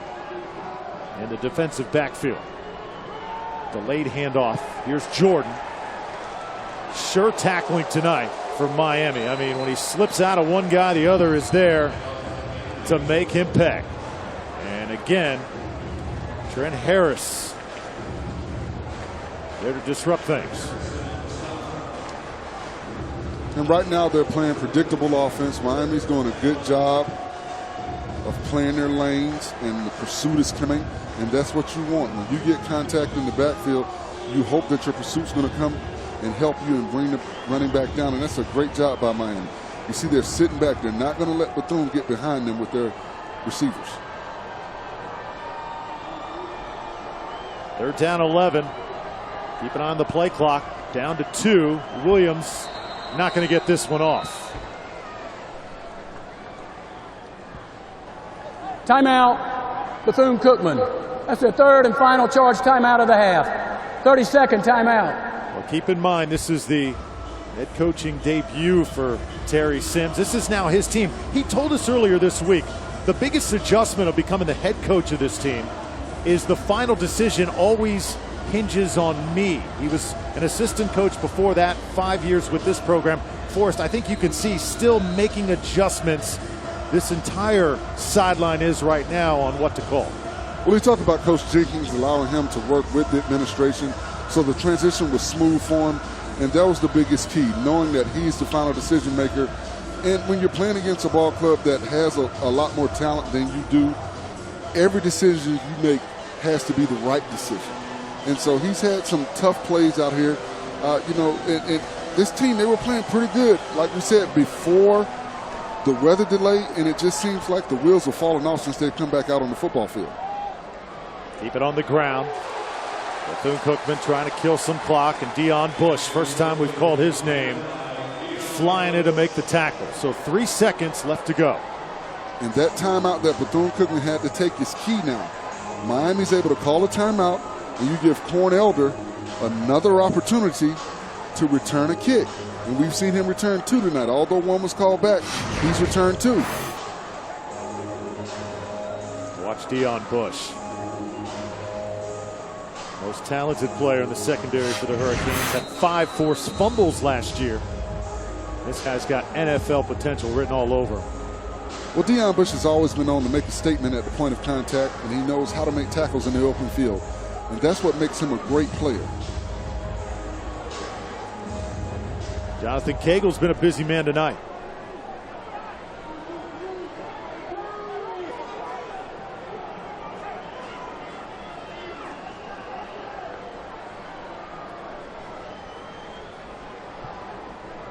Kicks it away, and Elder's going to have a shot at this. From the 45, makes a move, and tackled right there. This crowd would have exploded. Jocelyn Borgella made the tackle, and there is a player down at around the 46-yard line. So the first half is in the books. How about Corn Elder? Just awesome plays on defense. And then a couple punt returns for touchdowns. One called back. The other good for 6.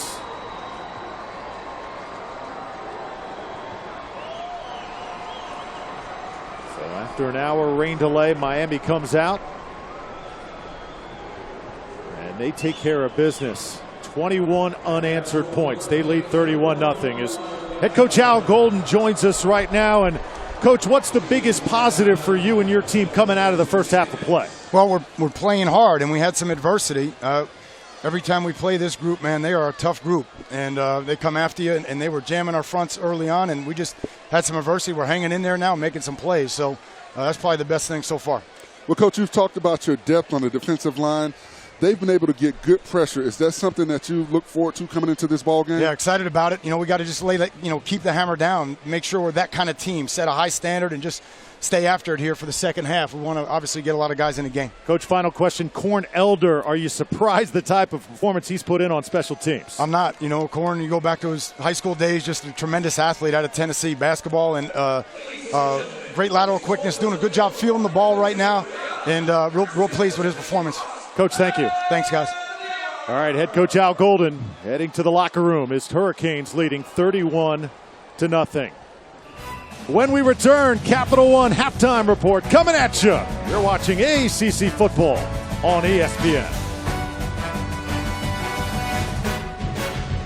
Bethune band entertains at the half.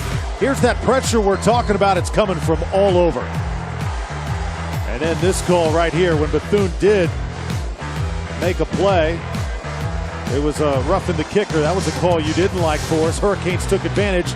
Brad Kaya finds Standish Dobar. Standish Dobar may have gotten away with a little shove, but a great job by Kaya going through his progressions. Mark Walton, the freshman. He is going to have an exciting career. Then it was Rashawn Scott. This was an impressive catch. Great job fighting for the football. Then the defense starts to force some turnovers. The Williams throw is picked off by Rayshawn Jenkins near the sideline. Gives it back to Miami. And Jenkins did a great job reading Williams' eyes on that play. Then Joe Yearby. He's got some speed. And great job by the center, Nick Linder, to get up in the hole and lead Yearby to pay dirt. And how about Corn Elder? Usually the nickelback on defense. Been Johnny on the spot tonight, and on special teams, he's been awesome. Well, Corn Elder shows you a little bit of Devin Hester's running ability when he gets the ball in special teams, and that's one of the things that Miami wanted to develop. They're known for having great special teams, and that's something we hadn't seen in a while from Miami. Travis Benjamin, Kevin Williams, Devin Hester. Now you can add Corn Elder to that list.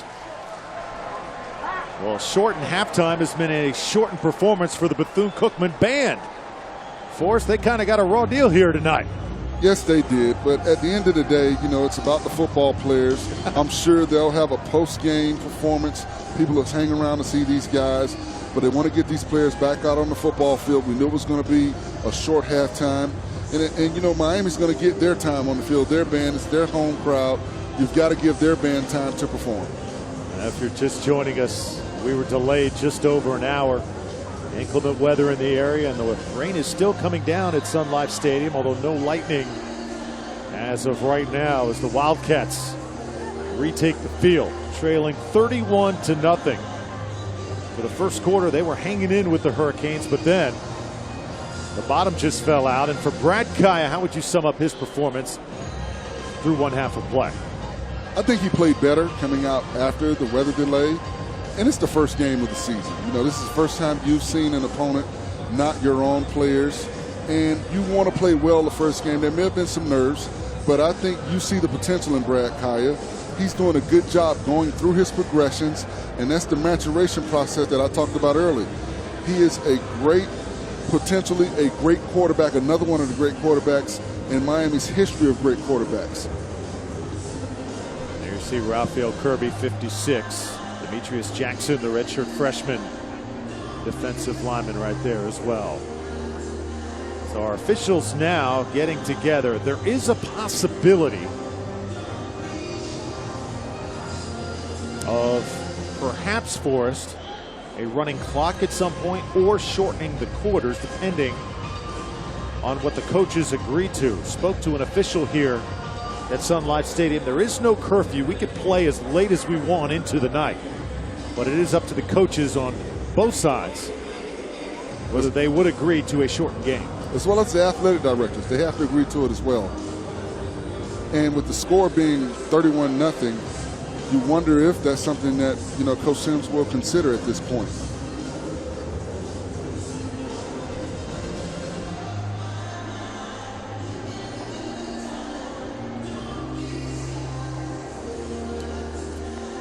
So it has not been an easy debut for Bethune-Cookman head coach Terry Sims. The third and fourth quarter will both be 10-minute. Again, the period for the third and fourth quarter will be 10 minutes each.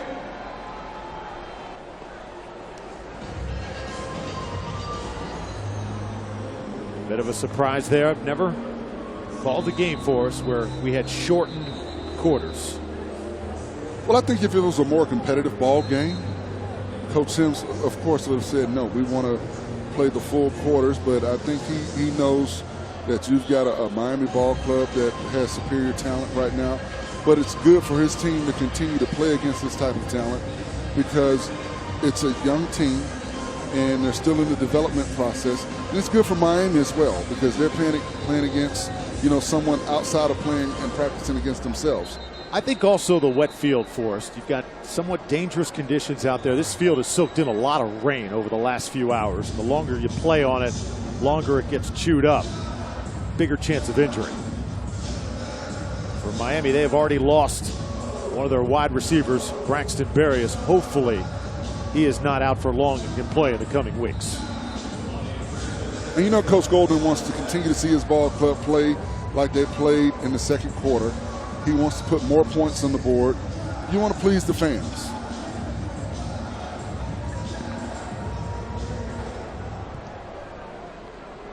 Giovanni Francis gives this one a ride. It'll be fielded at the 1-yard line.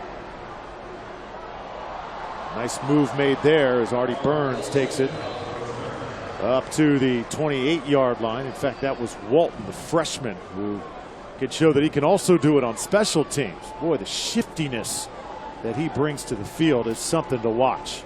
There's the Miami offensive story tonight. Well, you see touchdown, a long drive, nice drive by Miami. Then they got stopped. They only had 3 plays. Then you get the field goal. Then they got stopped again. But after that, when they came back out, after the weather delay, you saw this Miami offense pick up. Now first down and 10 from the 27. Kai in the game, and the ball's knocked out. Bethune-Cookman able to get a turnover on the first offensive play of this second half. And that's what the Wildcats are looking for. It was Deontay Mayo who got in there first and forced the fumble. And the left tackle, Darling, did a poor job. He opened up the gate. You've got to keep your shoulders square to the line of scrimmage. You cannot open that gate. You see him reaching right there. You've got to kick back. You cannot open that gate. He opened the gate and gave him an easy corner to get to the quarterback.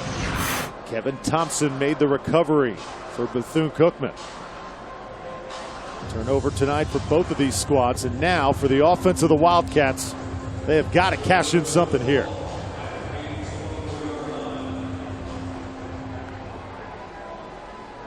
Larry Brim starts the second half at quarterback.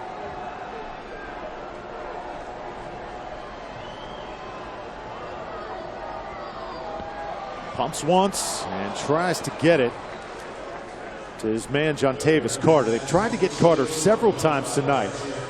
Darian Owens there to knock it away.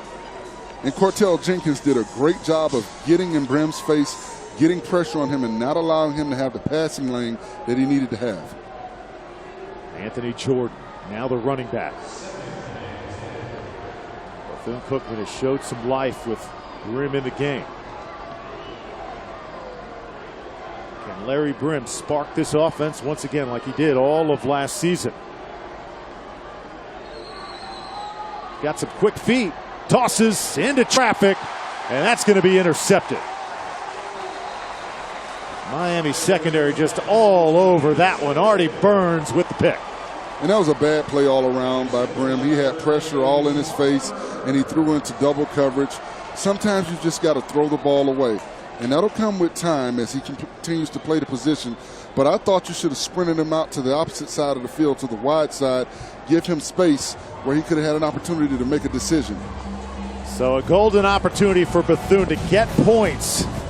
They can't cash in. Still trailing, 31 up. Back here in Miami, you're watching the ACC on ESPN. 31-0 your score. Fans still in the seats. Weather delay and all. And the rain still coming down here in South Florida. How about the new look at Sun Life Stadium as well? Brad Kaya embracing the moment, starting this 2015 campaign off right. First down and 10 now from the 13-yard line. Hurricanes want to run the football. Yearby. He is wrapped up by Kevin Thompson.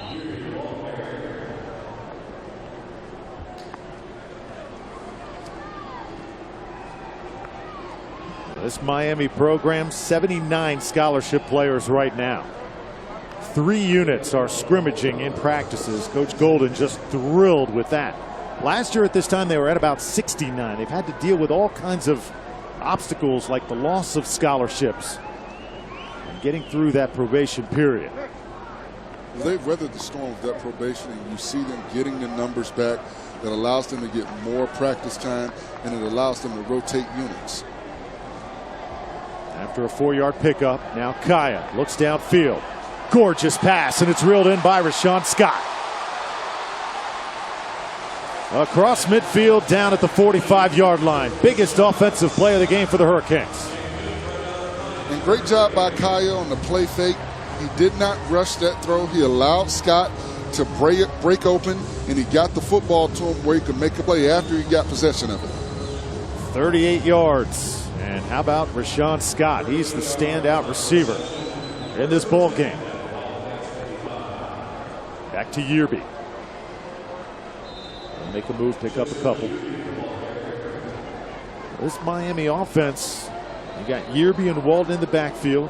You got Brad Kaya with a year of maturity under his belt. Force, this looks like it's going to be a pretty good unit heading into ACC play. Well, I think at the skill position, Miami has all the intangibles to be great. The offensive line needs to continue to gel, continue to work together, and continue to make plays. And what's interesting, when you look out at that left tackle, Casey McDermott has replaced Darling. That is interesting.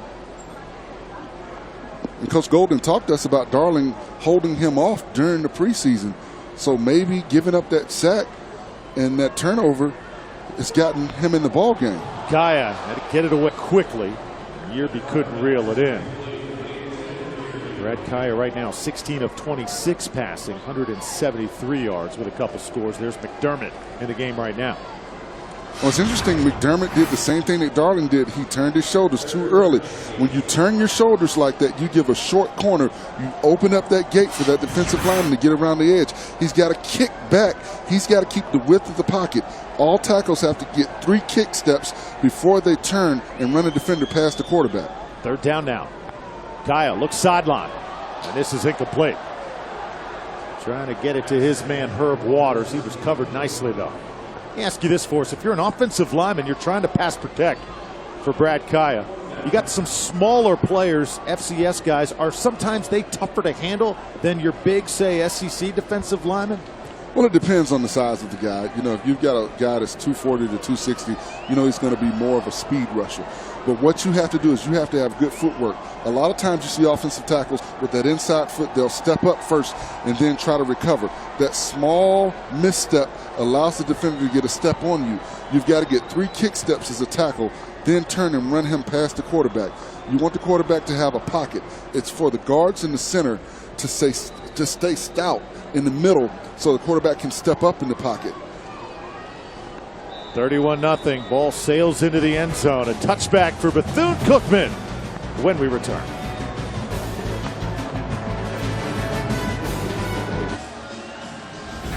You're watching the AACC on ESPN. 31-0. Bethune-Cookman being shut out in the opener.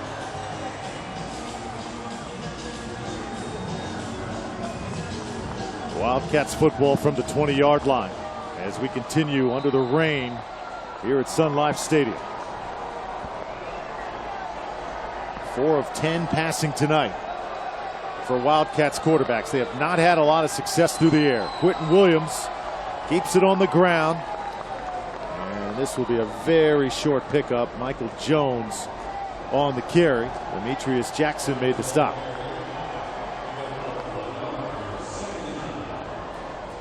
Demetrius Jackson, another talented defender, and another out of that Booker T. Washington program. First college game for him. He is a redshirt freshman. Well, just imagine the juices flowing for that young man on the field tonight. 2nd and 9 now for Bethune. Only 22 yards rushing for the Wildcats. Williams under duress. And he gets it to the 25-yard line for us. I mentioned being a red shirt, having to wait that year. You know what that's all about. Well, you just have to develop. You get an opportunity to practice against the first team because you are the look for who the team is playing that season. But you have to make that time valuable, and you have to get better. You have to learn. You have to be prepared. 3rd down and 5 now. Bethune-Cookman offense just trying to stay on the field. And Miami's bringing pressure on the outside. They're bringing linebackers from both sides, squeezing the pocket down, not allowing Williams to have a lot of room to do anything. 1 for 8 on 3rd down.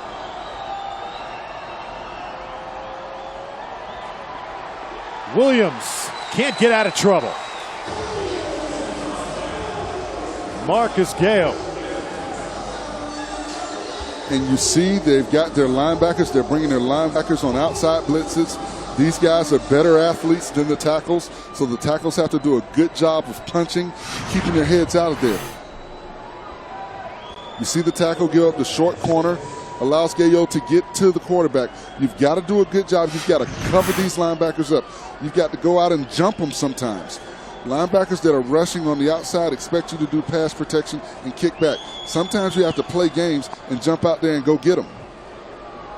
That's the 3rd Miami sack tonight. As the ball sails out of bounds, they'll have it at the 47-yard line. Bethune-Cookman has not been shut out in 94 games. That could change after tonight.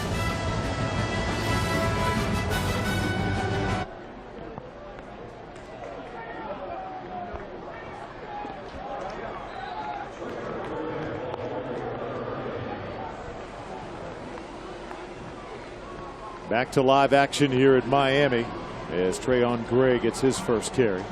And the new quarterback, Malik Rozier, the redshirt freshman, now takes over for the Hurricanes. Chance for the backup to get some reps here. Sophomore out of Mobile, Alabama.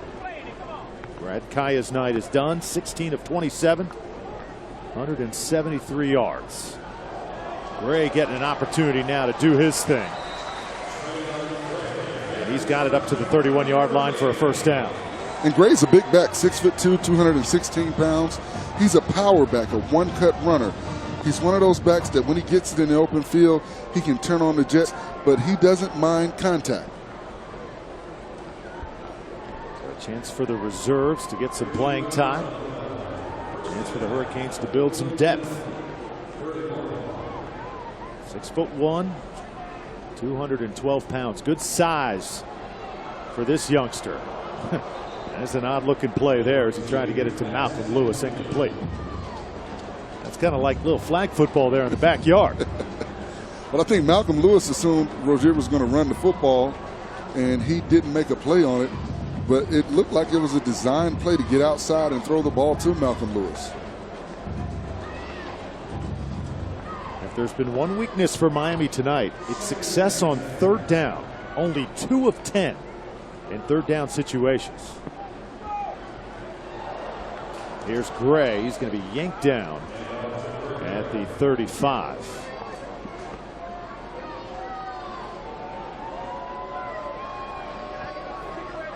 But on 4th down, the Hurricanes have cashed in every time. 3 of 3 in that category. It's Delwan Beard, number 49, who has turned all kinds of heads in camp for Bethune-Cookman. This young man is going to be a secret weapon later in the season. Hurricanes need 4. Toss it out. Let Gray do the rest. First down, Hurricanes. And this is an example of where they've been most successful tonight. Get the ball to your playmakers out in the open field. and allow them one-on-one with the defender and let them make a play. You see Gray, he's a bigger back. He catches the ball well out of the backfield, and you see him get north and south, plant that foot, and get extra yards. Now it's Mark Walton's turn. He runs it hard inside the 5. Tackled there by Jeremy Davis. Tell you what, you look at the definition on him, Forrest, he does not look like a freshman. He's definitely a big kid. And you see the Bethune players now with their hands on their hips. I think it's attrition, and their guys are starting to get tired. They're getting beat up on the defense. It's been out on the field a lot in the second half.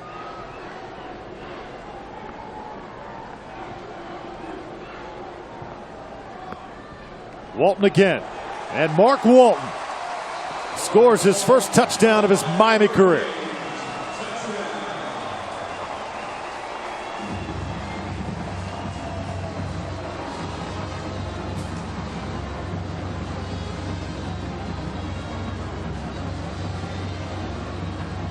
That was a great job by the offensive line, getting push, allowing Walton to get up in the hole and make a play.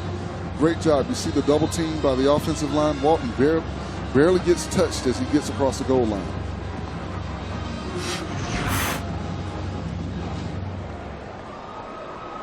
$38-0.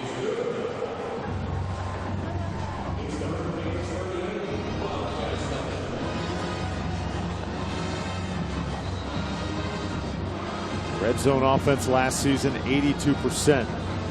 Tonight, perfect. 4 times inside the red zone, 4 touchdowns.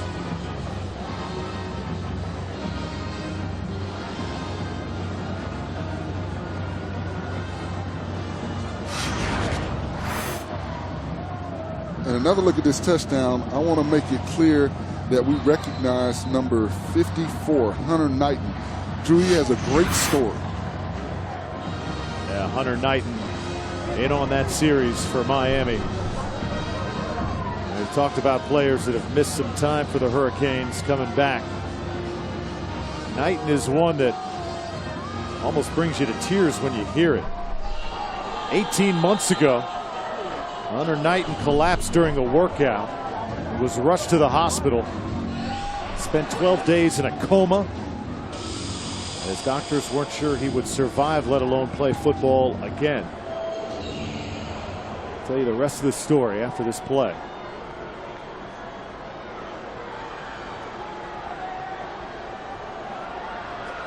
Bethune-Cookman trying to get some real estate back. Bunch of flags come out. And flags litter the field.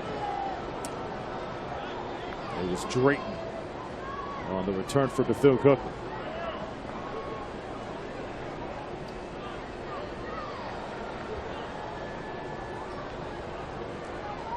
Let's check the penalty first.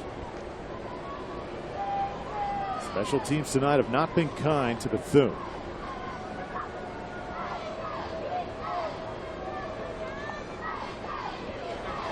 Holding, number 20 on the receiving team. Half the distance to the goal. First down. Mentioned Hunter Knighton. Collapsed on the field during a workout, was rushed to the hospital, spent 12 days in a coma 18 months ago. Doctors weren't sure he would survive, let alone play football again. He lost 55 pounds, had trouble breathing day to day. Was visited every single day in the hospital for us by guess who? Al Golden. Miami head coach Al Golden. And those are the little things that people don't talk about that coaches do and show that they care for their players outside of the game of football. And I think he should be given kudos for that. Spending time with this young man and allowing him to heal and get back and, you know, realize his dream of being a Miami Hurricane. Gary White checks into the game for Bethune-Cookman. So the senior from Tampa is going to get a chance.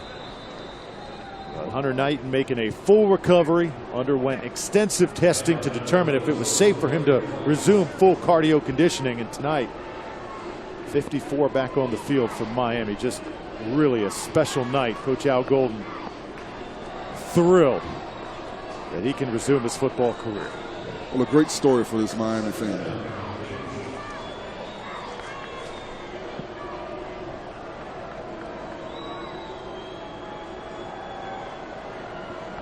Second down and 10. Quentin Williams still in the game for Bethune-Cookman. Gary White flares out.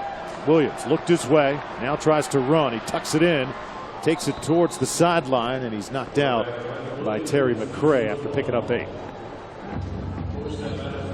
And that was a great job by Williams, not forcing the football, but getting what the defense is giving him and getting out of bounds to stop the clock. Clock continuing to run, though. Under a minute now left to go in the third quarter.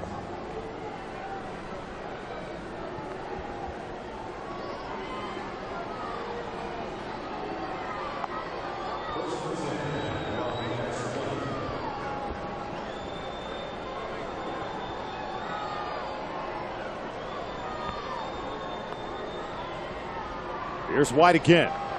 Gary White trying to get to the outside. Does that. Lowers his shoulder at the 25. And he's about 5 yards shy of a first down. Corn Elder came up to make the hit.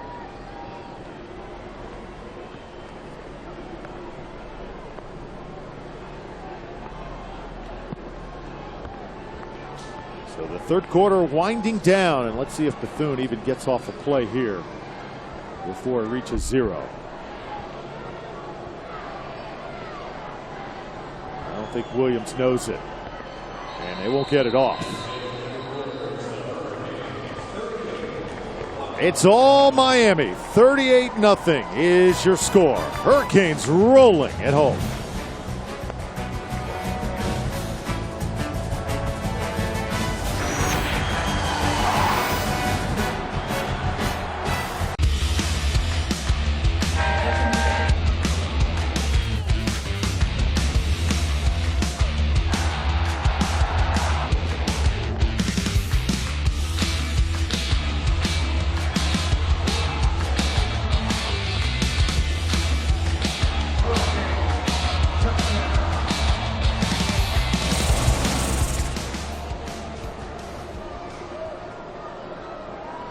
Second down and 5 for Bethune-Cookman. Call it 6 with Williams to throw. Quentin Williams got some room, but there are flags down in the backfield for Bethune-Cookman. Out of bounds at the 36-yard line. This one could be coming back. Jamal Carter there to drag him out of bounds. Holding on the left tackle. Miami's getting a lot of pressure from their outside linebackers with the speed rush. Or maybe not. The Bethune offensive linemen are pointing towards Miami. So maybe it's hands to the face. Personal foul, hands to the face. 95 on the defense. Will be added on to the end of the run. First down. Game summary. It's been all Miami. Brett Kaya high on a few throws in the first quarter, but then settled down. 16 of 27, did a lot of that too, throwing a wet ball. Well, he's over 50% passing. He's done some good things. He's still got some improvement to go. We have to realize he's only a sophomore, and I think he'll continue to get better as the season progresses. And they've got some big ball games coming up, so he has to continue to work on finding who's going to be his favorite receiver. I think Rashawn Scott is making a case for that right now. That last penalty, only the second one of the night on Miami. Williams still trying to find an opening in this Miami defense, just not happening right now. That's Anthony Moten, a sophomore. He is a backup interior lineman, and he is also a beast.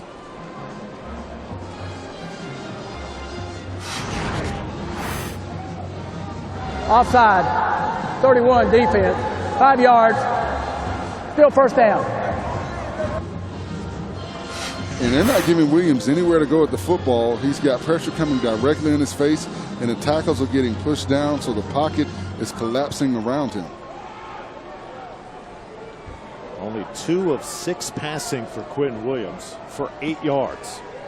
I'd say the Miami defense has done their job. With still a quarter to play. 1st and 5. Here comes the rush again. Williams going to have to tuck it in and just eat it. Oh boy, Kendrick Norton, the freshman, Forrest, this freshman goes 6'3", 318 pounds. Out of Jacksonville Trinity Christian, he is going to be a future star.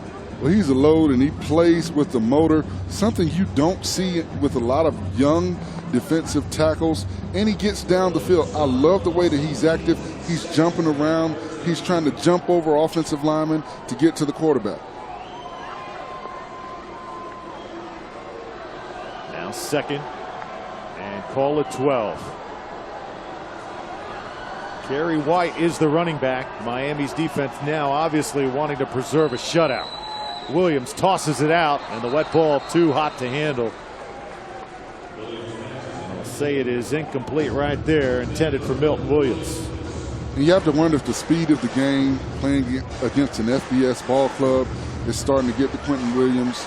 He has no time to throw the football. You see on that play right there, because of all the pressure that he's been getting in his face, he rushed that throw. He didn't set his feet and get the ball up where his receiver can make a play on it. You have to wonder if that's affecting him right now. It's got to be psychological when you've got Orange jumping up all around you and landing on top of you.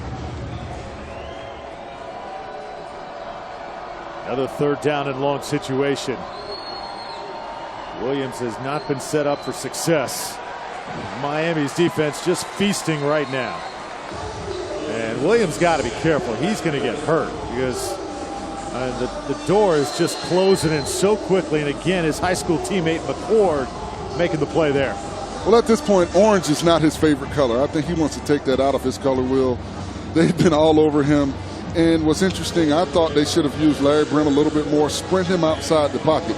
That's where they've had success early in this ball game. They got away from that. They try to do traditional drop back with the quarterback, and you cannot do that when you've got a superior defensive line that's getting pressure on you. Warren Elder already has a punt return for a touchdown tonight. He's back to receive it. Giovanni Francis will punt it away for Bethune. Elder backpedaling. Nice punt at the 10-yard line, and the Wildcats able to get a shot on him. He's down at the 14. So we'll step aside. 38-0. Miami shutting out Bethune-Cookman with 7:21 to go.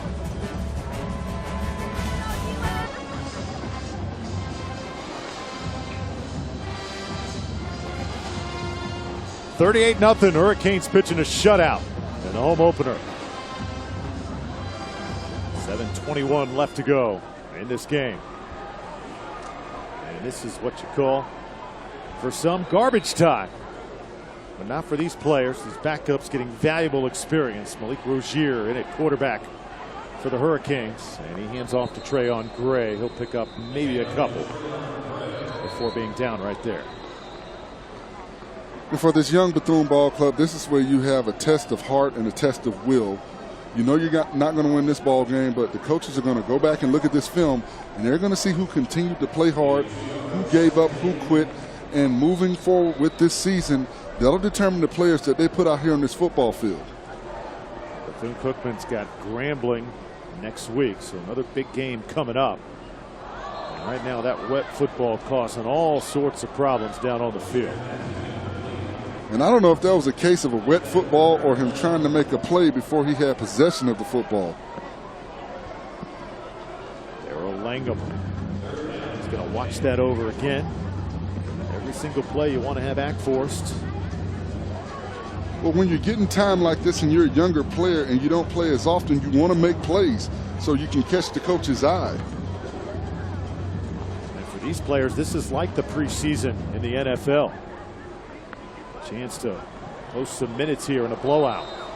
That pass is incomplete. Malcolm Lewis, the intended target. And it'll be a 3-and-out for the Hurricanes. Good defense that time by Dietrich Johnson.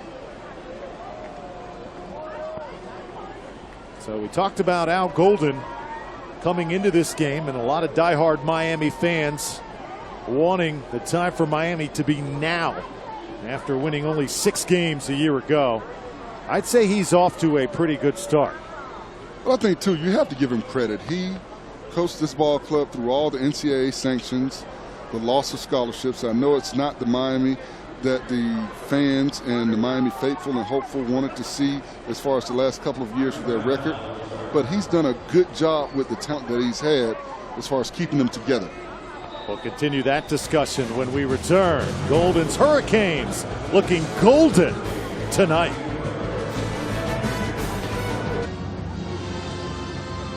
A look at the career records for Al Golden in his tenure at the University of Miami. That number last year especially stings for us.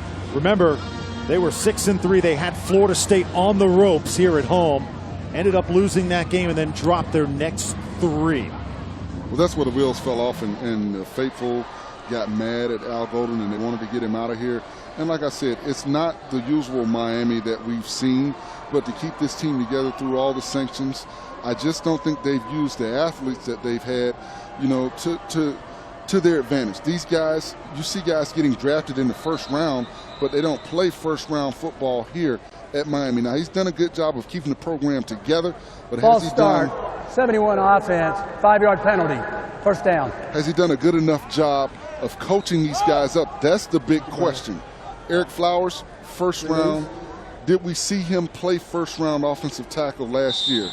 You know, I thought with the speed that they had on the outside with Coley and with Dorsett, they should have went vertical a lot more. Clive Walford, he was one of the best, if not the best tight end in the country last year, and they rarely used him. If they played with the game plan that they played in the Florida State game in the first half all season long, that aggressive attacking style, you know, let their defensive backs play man coverage on the outside and bring pressure, I think they would have won a lot of those games that they lost. They should have beat Florida State last year. Anthony Moten on the stop that time as we near the 6-minute mark. Larry Brim in at quarterback right now. The high point for Golden's tenure. A couple years ago, this was a 7-0 football team. But they just haven't had teams that have finished strong here at Miami. That's something they are really looking for. And another thing for us is a signature win. I think the biggest win for this program was a couple years ago against the Florida Gators, but then Florida ended up being a 4-8 ball club with Jeff Driscoll. But that signature win, that big win, that Florida State game could have been that last year. As you look down the schedule this year, what games really stand out for that opportunity? With a game in week 3 against Nebraska here at home. Nebraska lost a tough ball game on a Hail Mary to BYU, so I know they'll come back ready to play next week and be prepared to come down here and face this Miami ball club. If they can come out of that game 3-0, I think people start to open their eyes and recognize this Miami ball club as a team to be reckoned with. After that game, they've got a game at Cincinnati, and then they go to play at Florida State. So they've got an opportunity to go into that Florida State game with a 4-0 record and a quality win against a quality opponent. Damaris Tompkins gets close to a first down. Bethune-Cookman will go for it on 4th now.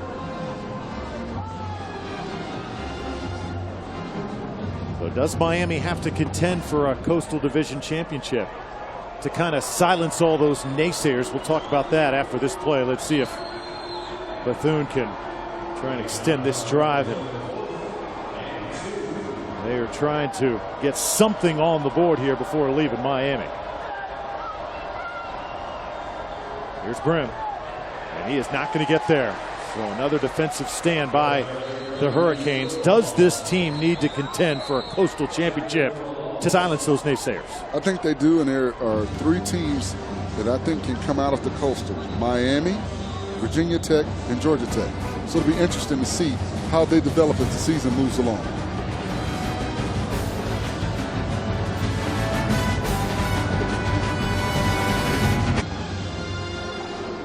Good look at South Beach. It is hopping, as always, even with the rain coming down here. 38-0, Hurricanes in control, and well, I am just glad college football is back. How about FIU with a big win over UCF a couple nights ago? Big for this area. Here the Hurricanes just unchallenged by Bethune-Cookman. There's another big run by Gray as he takes it down inside the 15-yard line. Comes up a little bit slow, but it's another big game. You see the power back ability, but you also see that once I get outside and get in the open field, I'm going to get going, and you've got to come and get me. Great job by Gray. And this is positive for Miami. You've got Yearby, you've got Walton, you've got Gray. They've got a three-headed monster right now at running back. Well, he kind of runs like Gus Edwards, too. Only 6 carries last year for Trayon Gray. Making the most of his chances tonight. Talked about Miami possibly challenging for a Coastal championship. Talk about the Coastal, you can talk about Georgia Tech, the defending champion, but don't forget Duke, who won the division year before that, and then Virginia Tech. They're the only team that beat Ohio State last year. This Miami group, though, very capable. Well, I think they've just got to take it one game at a time. The matchup everybody wants to see, the matchup that they envisioned when they split the ACC into divisions, was Miami versus Florida State in the ACC championship game. Ball comes out at the end of that run. Trayon Gray got it to the 1-yard line. It's going to be really interesting this year in the ACC as you see Gray, very physical run. Well, as big as he is, he has change of direction ability, and I like that about him. He's good at planting that foot and turning in the opposite direction. And that's what you have to be able to do, especially when you step up in competition and they start playing against some of these FBS programs that has speed on the outside. Gray gets the carry again, and Trayon Gray is going to score another touchdown for the Hurricanes.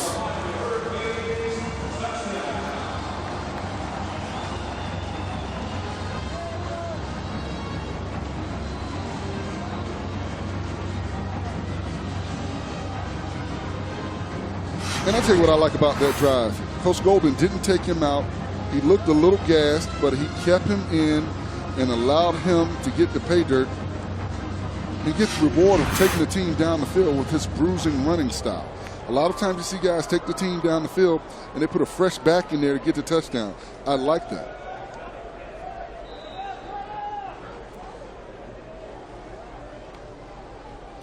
Point after for Badgley.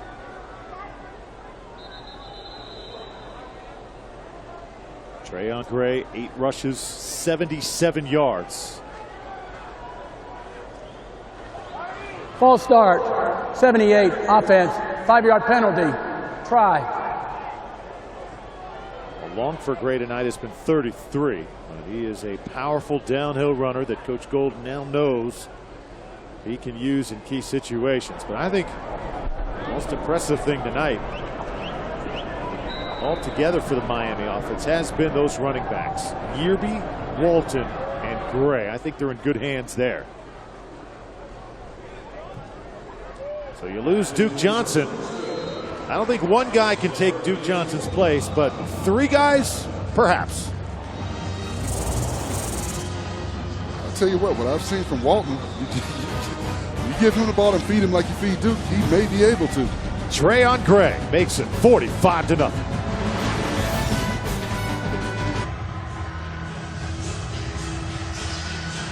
$45-0. Miami on the verge of shutting out Bethune-Cookman. And big performance tonight from that guy right there. Trayon Gray, the sophomore running back.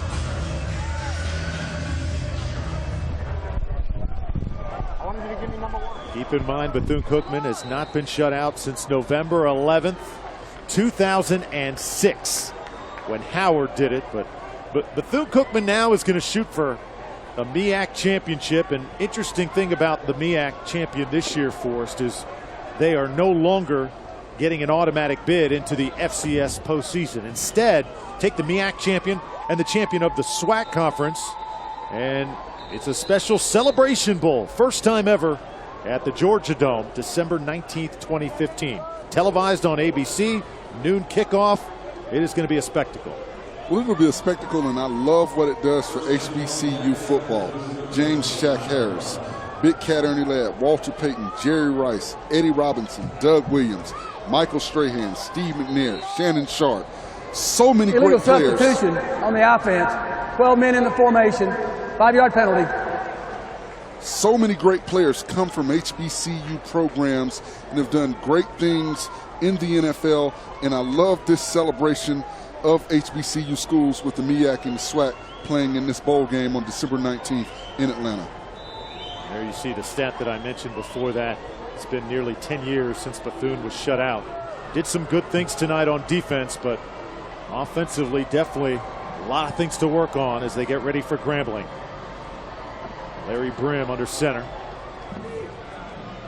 He'll keep the football and be down at the 23-yard line. Events surrounding the Celebration Bowl include a kickoff luncheon, a VIP event, a community outreach, and family events. Like and follow the Celebration Bowl online at thecelebrationbowl.com, on Twitter at Celebration Bowl, and on Facebook. That's a game that is going to be fun to be a part of this season. The MEAC champion and SWAC champion dueling it out.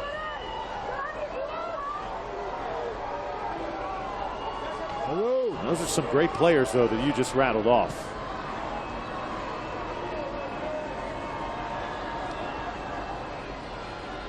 Larry Brim still fighting for the Wildcats. He takes it up for about 3.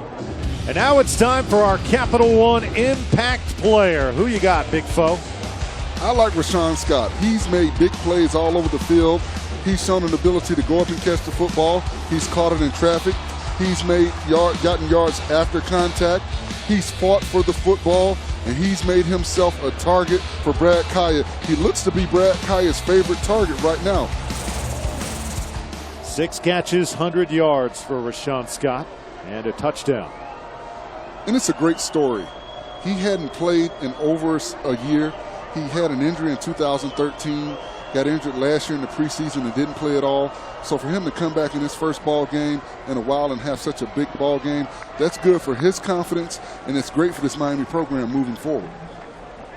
He's got great size for a wideout. He's going to be a tough matchup all season long.